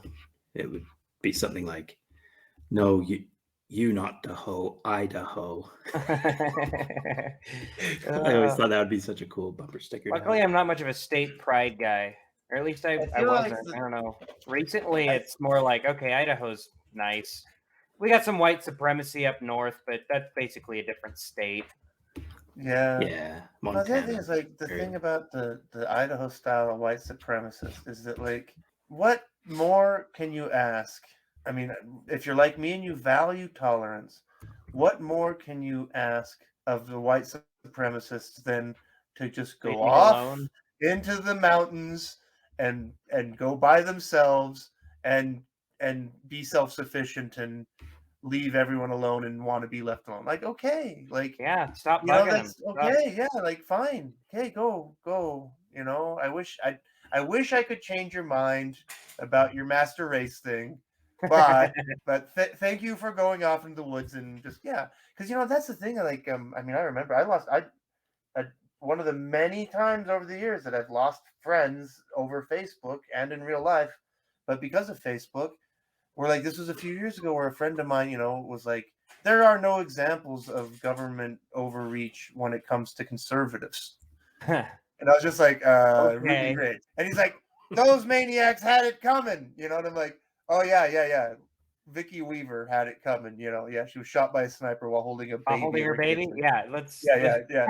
And like, and that's the thing is like I said that and linked to like the Frontline, you know, the PBS Frontline documentary, you know, and he just immediately unfriended me for that, you know. But like, and that's the thing about Ruby Ridge is like, and it's the same lesson about Waco, is that in both of those cases, like these people wanted to be left alone, and if we had just left them alone, we probably wouldn't know their names.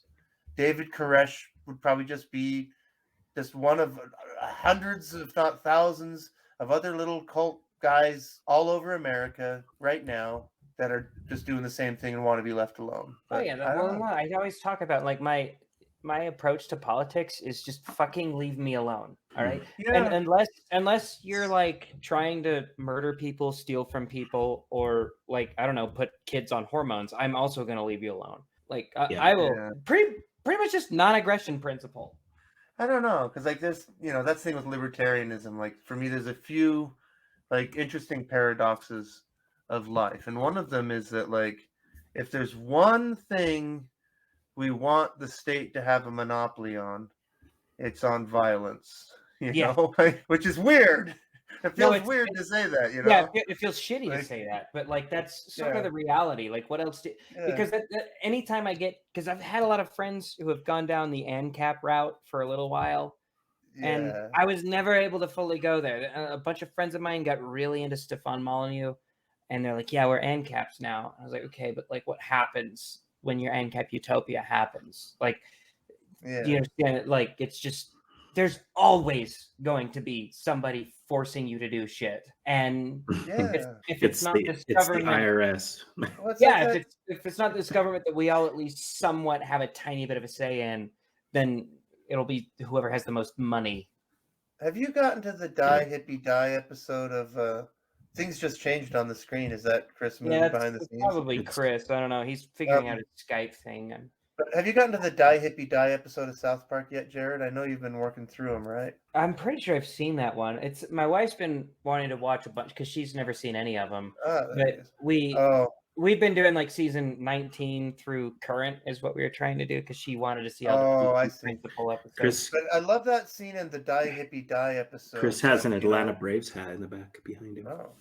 That in the Die Hippie Die episode where, like, you know, because the know-it-all college hippies come to town and they, you know, start to convert the kids, and they keep saying, like, man, you guys just don't get it, like, you know, like we should like live in a society where like one person like makes bread and another guy like keeps people safe, and Stan's like, you mean like a baker and a cop?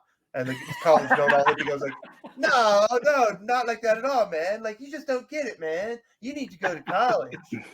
You know, and that's and I feel like talking to communists and anarchists, like, because that's the same thing, is like they keep just saying, like, no, what we want is a society where like everybody lives together and like gets along, trading resources. You know, it's like, I know, I got bad news for you. Welcome to your hell. Like, welcome to your utopia. Here we are. It's always what you want is actually already what you have, but you just Yeah. want a version of it where nobody ever does anything bad, and that's never ever Yeah. going to happen under any system. And under a Well, lot I of thought- systems, it's going to happen a lot worse. Yeah, like that's the other thing. Is like, what what's wrong with the system we have? It's I don't have power in it. That's Yeah, what's wrong. that's exactly. That's one of my favorite Jordan Peterson things is when he talks about like how oh yeah Baco, they're always saying that real communism was never tried, but like what they're saying is I'm not gonna do the voice anymore. He's like what they're saying is if I were in power, I would use that power benevolently and efficiently. Yeah. Like, no, you wouldn't. Sure. You absolutely wouldn't. You would like fuck a harem of women and you would embezzle millions of dollars. Yeah, and as soon as you found out about somebody who was causing you trouble, you'd make sure they got put away. And well, fuck yeah. Chris, is that a brave hat? have you watched Great White North? No, in the back, right behind you, up on that in that picture, looks like the Braves. Oh yeah, that's when I was at the Braves game that went into like double overtime. Sweet. What show? I've already forgotten. I'm watching the soccer game at the same time. Brave White North. No, the Braves, Great White the Atlanta North. Braves. Oh, just the no, Braves. I haven't. What is it? No, I was asking you because when you were doing your Jordan Peterson, you were slipping into a little bit of Dave. What is it? Do you know what I'm talking about? From the 80s, it was that sketch from SCTV with Rick Moranis and Dave Thomas. And they, good day. How do I say? I can't talk about. Yeah, they're super Canadian stereotypes. Ed Grimley? No, it was Rick Moranis. Yeah, and Dave I felt Thomas. myself. Oh, you're talking about Bob and Dave. Yeah, Bob and Dave, and they're the Canadian guys. And good day. That's it's a jelly. It's a jelly. That's a jelly. Yeah. And yeah, I felt myself slipping into Fargo accent. Oh yeah. That's, don't you know? Have you watched the series? No. Yeah. Say it's good. Oh, Yeah, it's good. the series is my fourth favorite season. show ever. Really? The fourth season, I'll have to give it another try. But like I the first can't. three The seasons, premise of it is too hard.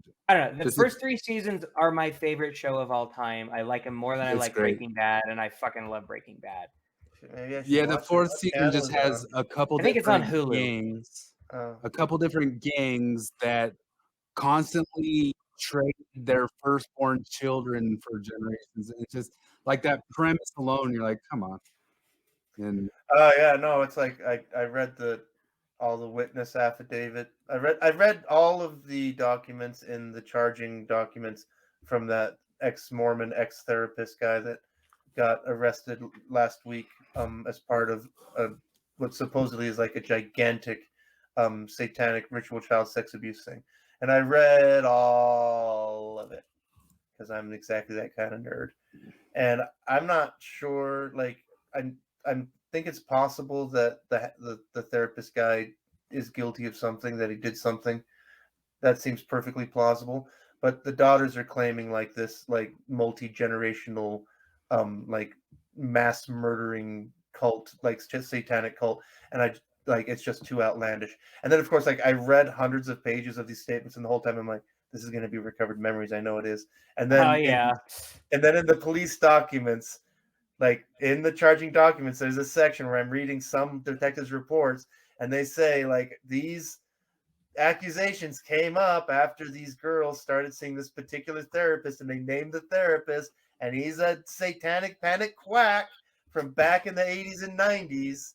Like it's totally recovered memories. It's obviously Dude, that's actually recovered memories was the exact thing I was wishing that Attorney General of Arkansas would have brought up with Jon Stewart when he was like, don't you trust the experts? It's like, look, if we would have trusted the experts with the recovered memory bullshit, then we would have been in a terrible position. Are you fucking serious right now? I understand Everybody that knows there are that. still That's the thing people that's in prison today.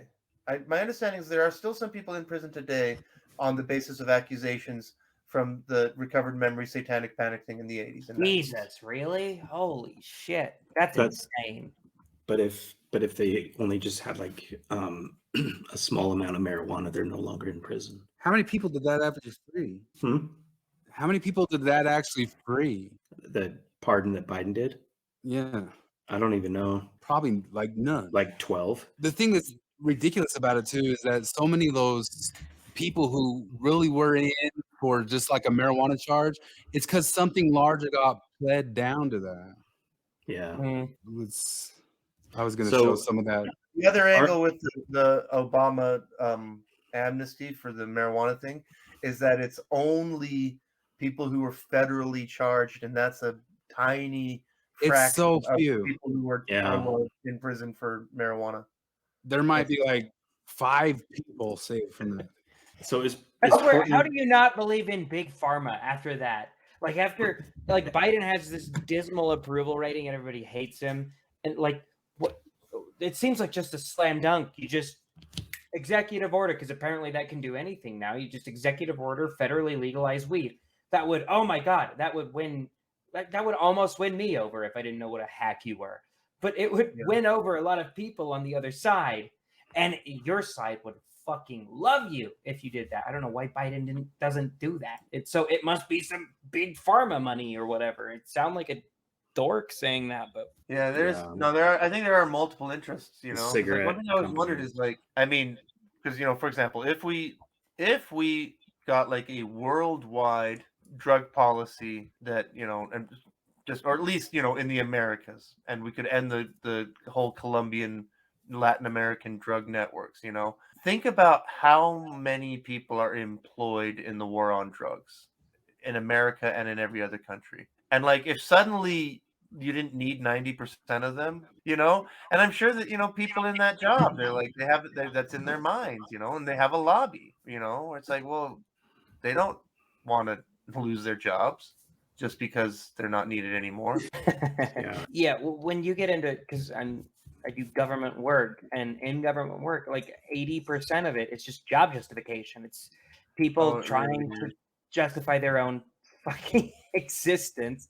So they try to come up with dumb little things, and that, I don't know, it sounds like what you're talking about a lot. It's so nuts. Well, it's sort of tangential, but sort of related to this. Years ago when I was a legal courier, I remember because it was such a fascinating lesson to me, because stuff I'd always heard about. But when I was a legal courier one summer, do you guys remember about 10 years ago or whenever it was, when all of the 7-Elevens up and down the Wasatch Front, maybe even the Mormon corridor, got the pizza ovens and started making those pizzas? Well, anyway, when that happened, they all had to upgrade their electrics to be rated for those commercial grade ovens. And so there was all these zoning and permitting stuff they had to do in order to do the modifications to the 7-Eleven stores, right? And so I worked for a courier that contracted with the lawyer that contracted, with the franchisee that owned all these 7-Elevens, whatever. And I'll just never forget, because I worked on this, off and on all summer. And I went to I'll remember on day one, I went to West Valley City Hall, and I had the stack of documents, and I went into the office, and somebody asked me, "What do you need?" And I said, "Oh, I need, I need this thing done. And I need a city engineer." And then there was a guy 10 feet away. He poked his head up from the table. He walked over. He looked over the documents for about 2 minutes.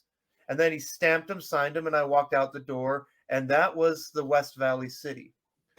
Meanwhile, Draper was a dozen visits over 3 months with, "No, we need this now. No, we need this now. No, this is missing this. No, we need this now." And then there's a couple other cities that were 1 or 2 or something in between. And I just thought this is so weird, because this is one county, this is one metropolis, right? And just within this thing, I saw how vastly different, just different bureaucracies handled the exact same situation. And that it really was fascinating, because the West Valley City guy really was the guy looked it over and stamped it. And Draper City, it was an ordeal, and I mean, obviously I was just a passenger in all of it. All I just did was literally shuffle the documents around, but it was interesting to see how that worked. James Lindsay covered in some of those grooming episodes. Jonathan Streeter just yesterday was going through some of the actual papers. So if you can read the screen. He keeps trying to find something that James Lindsay hasn't already been over. He'll send us a paper, and then I'll be like, "Fuck!" James. But this is just some of the stuff. Look at the stuff on that. Yeah, I was just reading those. Table of contents. Producing erotic children, the pedophilia of everyday life, the gentle boy from the dangerous classes, pederasty, domesticity, and capitalism in her ratio. Oh, Jesus Christ. Live sex acts, parental advisory, explicit material. Narrating the child's queerness and what Maisie knew. Knowing Oh, children, desire and bondage. interpretation in The Exorcist. Jesus Christ, what is this? Yeah, what book is this? Holy crap. Here's what I'm talking about with It's the a whole it's like, a this is- universe. Oh, this makes me insane enough to believe in in like a literal What fucking year? Satan, because you This like is like how, early 2000s. how often is it that like the bottom line when you look at the logical like conclusion of all of their shit, is it just like, oh, we want to fuck kids? Like how Yeah. insane is that? What could possibly be the biological purpose to that? Like evolutionarily, I'm Queer calling it now. theories. There's a devil and he's in charge of this shit. Queer theories of childhood are often brave in the ways that they wade into taboo territory. In order to show how what is considered perverse is often a mode of securing heteronormativity. Queer theory can be helped in its desires to prove that children are capable of possessing complexity and sexuality by exploring work done in the fields of early childhood studies and sociological study. But this is just kind of going to counter what, Jon Stewart was saying. It's like, there's not a people trying to make an army of queer kids. Yes, there is. Yeah, They are doing yeah. that. They say they are doing it. Yeah, they say why they're doing it. They say how they're doing it. They write books about it. Yeah. And they get put into curriculums that are called social emotional Yeah. learning. And they get put into important positions they get important positions of power in things like hospital administrations on the basis of their credentials, Jon Stewart. Yeah. Addressing the child as always already queer may be one way of supporting their imaginative inquiries about sexuality. Jesus Christ. I have to add Jon Stewart to our Johns. We yell at John Larson, we yell at John Boleyn. Jon Stewart. Damn it, Johns. You got to use your full name or you go crazy. You got to stay Jonathan. Let's see. Oh, yeah. The schematicizing of childhood innocence and mutual rhetorics of vulnerability and its exploitation have devalued the child's sexuality and ensured that the traumatized child is a figure hard to miss in most historical renditions of homosexuality. Jesus Christ. Yes, Global Studies of Childhood. I am sure that the child can be hurt by theories of precious innocence that punish curiosity and assume the child's status as victim. This is just a little bit of 2009. Hannah Dyer. This isn't even Hannah Dyer. Hannah Dyer is like the worst of them. And it's all over those schools. So we started with cheating and we got around to this, which I guess is a form of cheating. They put it to bed. That's Yeah. It's all hey, a form that's of that guy's cheating. first. Oh. Ah, Let's fuck. listen to Thank you, Jon Stewart, for fighting to make sure that children get the gender healthcare that they need. Thanks to you, in the future, more children will transition. More children will be sterilized. So I was gonna say, like, is this a Poe? This is such a This is Poe. a joke. He's a comedian. Oh, Dude, okay. 'Cause he I'm looks sure like this is a joke. He's Is that from Ukraine up there? He's from We the Internet. Oh, that's Sweden. Okay, yeah. It's Sweden, but it's kind of a funny joke because he could be the kind of idiot that doesn't know. It'd be like, He's whatever. blue and yellow. It's like it's all the same. He's got the sex toy on the thing. To achieve orgasm as adults. And of course, there will be fewer gay people and breasts. We're just going to cut those out. You are an inspiration. I'm going to take it to the streets. No regrets. All right. I think I'm nice. Tapped out. Yeah. Wait, Alright. so hang Got on, 3 because more hours to go. Jonathan sent more more Chris Hanna AI. We were gonna solve the cheating in all the world. All right, more AIs than me. I thought I He showed sent- him. Is this No, a he girl? sent more on alien? the Facebook. He made you Fred Rogers you, and you have to see. Yeah, I put that up for a second, but I'll put it up again. Oh, buff Fred Rogers. Yeah. That's funny. Yeah, I gotta send him some I like how the So they make me look creepy. buff. This is how buff Oh Rogers. my god. He's So like kinda- oh man. Well, like that apparently- first one looks like the sweater isn't going to be able to maintain. Yeah, apparently the AI understood that you're buff. Yeah, no, like it's funny because like Chris's version of Fred Rogers can't be shown to children because when he takes his sweater off, it's gonna be like stripping. It's gonna be peeling it off. What's so This- ironic about that, though, is that, did you guys ever watch Mr. Rogers? I was alive in the 1980s. Yes. Do you remember when you remember when he would go into like the world of make believe and just all of it was make believe? Yeah, like that's the kind of thing I kind of take with this children wanting to transition. It's like, no, they're just playing make believe like they did on Mr. Rogers. It's not Fuck real you, life. dickhead. like look at it. This has like a dash of Walter Matthau. Yeah. This has that guy from what is it? The middle one. Dude, the one on the top right is perfect.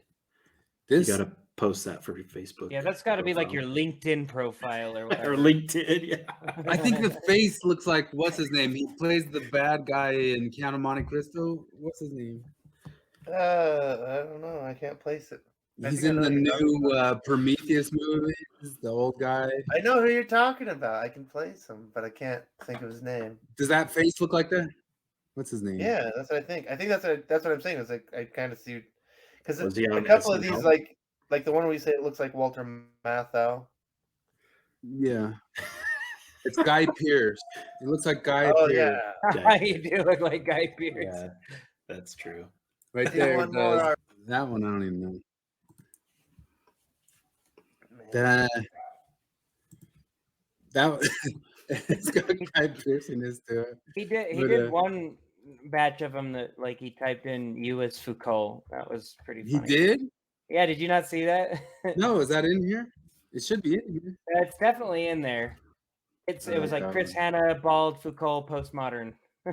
Wasn't it that bald? Is that what this one is? Yeah. He typed in turtleneck too. And that looks like somebody who would be dangerous to kids. One of these looks one of these looks like Bruce Willis, kind of. Come here, I'm going to expand the potentialities of This your is being. Jonathan Pajau. That one too. The only thing that reminds me of me here, maybe a bit of beard, but it's right there. It's the eye wrinkles. Like, how those are my eye wrinkles, but that's Yeah, they're it. pretty impressive. Those come out when the dog throws up. I guess that's the There worry. is another one. So deepfakes are going to get so real that it's going to be like a big deal. We're going to talk about how you have to have somebody's consent to do their deepfakes, and I'm just going to have to be like, look, if you want to like deepfake a video of me sucking a dude's dick, I don't even fucking care. Just like, who cares? Just Look as at long as this. it's not Jon Stewart's. Well, Yeah, that's as where long as it's not Jon Stewart, then that's where I'll cheating do is your going to ass. start getting real weird. Look at this spectrum. Like, is that John? I think it is, isn't it? Yeah. Or is that Hunter Biden? They look kind of the same. So why are these closer to female than these? Why is Elmo? Why is Grimace female? God, seeing Tucker Carlson in there just makes me think about because Kyle Dunnigan's Tucker Carlson is funny. It's really, really funny, and Kyle Dunnigan can do a funny Tucker Carlson because Kyle Dunnigan doesn't hate Tucker Carlson, but his Tucker Carlson is so funny. It's like all these why don't I wear a bow tie anymore? Is that because bow ties are only for lesbians? Why is that? Perfect. This Tucker Carlson is easy to impersonate because all it is insincere inquiry. That's all Tucker Carlson ever does is why is that? He acts very inquiring, but about stuff that should be just fucking obvious, and so people have to explain their insane position that they sort of want you to take as granted. This is pretty funny. I suggest looking up Lauren Boebert riffing on Biden saying 2 words, made in America. Is that what he said? I was seeing that meme going around. I didn't know what happened. So Lauren made a tweet and she said 2 words, let's go, Brandon. Yeah, and I saw that.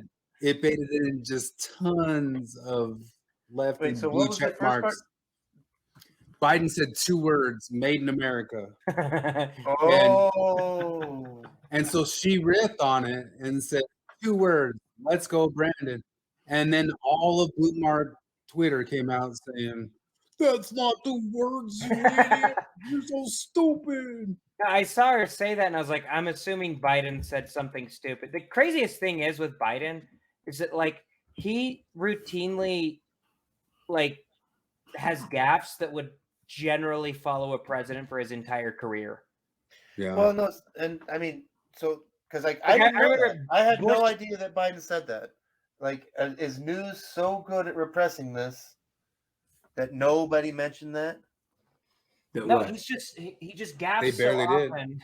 No, I'm sure they didn't cover it very much, but like I remember laughing for years at when Bush said like, you know the old saying, "Fool me once, shame on me. Fool me twice, you ain't gonna fool me again." Yeah. And that was like a 10 funny, years.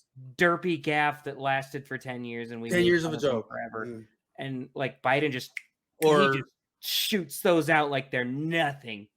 What's his name? The vice president of George Bush the first spelled potato wrong. They And that was the biggest thing in the universe. Potato. This is I was Kanye looking going in off. BBC for news about Biden, but instead I got amazing news. It appears that Pavement have reunited. Wow. Is that a band? Yeah. Oh, God damn it, Damon. God damn it. Stephen Malcolmus. Oh. Some officials worry that bad actors may infiltrate the ranks of the U.S. poll workers this year. Election officials worry about potential poll worker interference this November, unless they win. Right. They're just prepping up their excuse. They did Yeah. that so hard before the last election, and then they won. They said, "No questions, no questions." Yep, It was they're prepping election denial, preemptive Mhm. election denial, but They that will did it no last longer time, be too. election denial. It only goes one way. You know, Well, election deniers were from 2020, but It's anyone only that talks it's only about Russia, funny.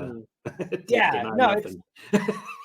it's only funny for so many back and forths because like yeah, it was hilarious when they started calling everybody election deniers who thought that maybe there was something fishy with the 2020 election, especially since we had spent the last 4 years hearing about fucking Russia Gate or whatever. Russiagate, yeah. And like that was kind of funny, but then you see this and you're just like, okay, guys, it's not even funny anymore. Like you're so transparently just saying like, okay, here's just come out and say it. Just come out and say explicitly they're like a couple years away from this, but they will at some point just be like, we need to deny the election when it helps us and uphold it when it doesn't. You know, It's just open Stalinism in their elections.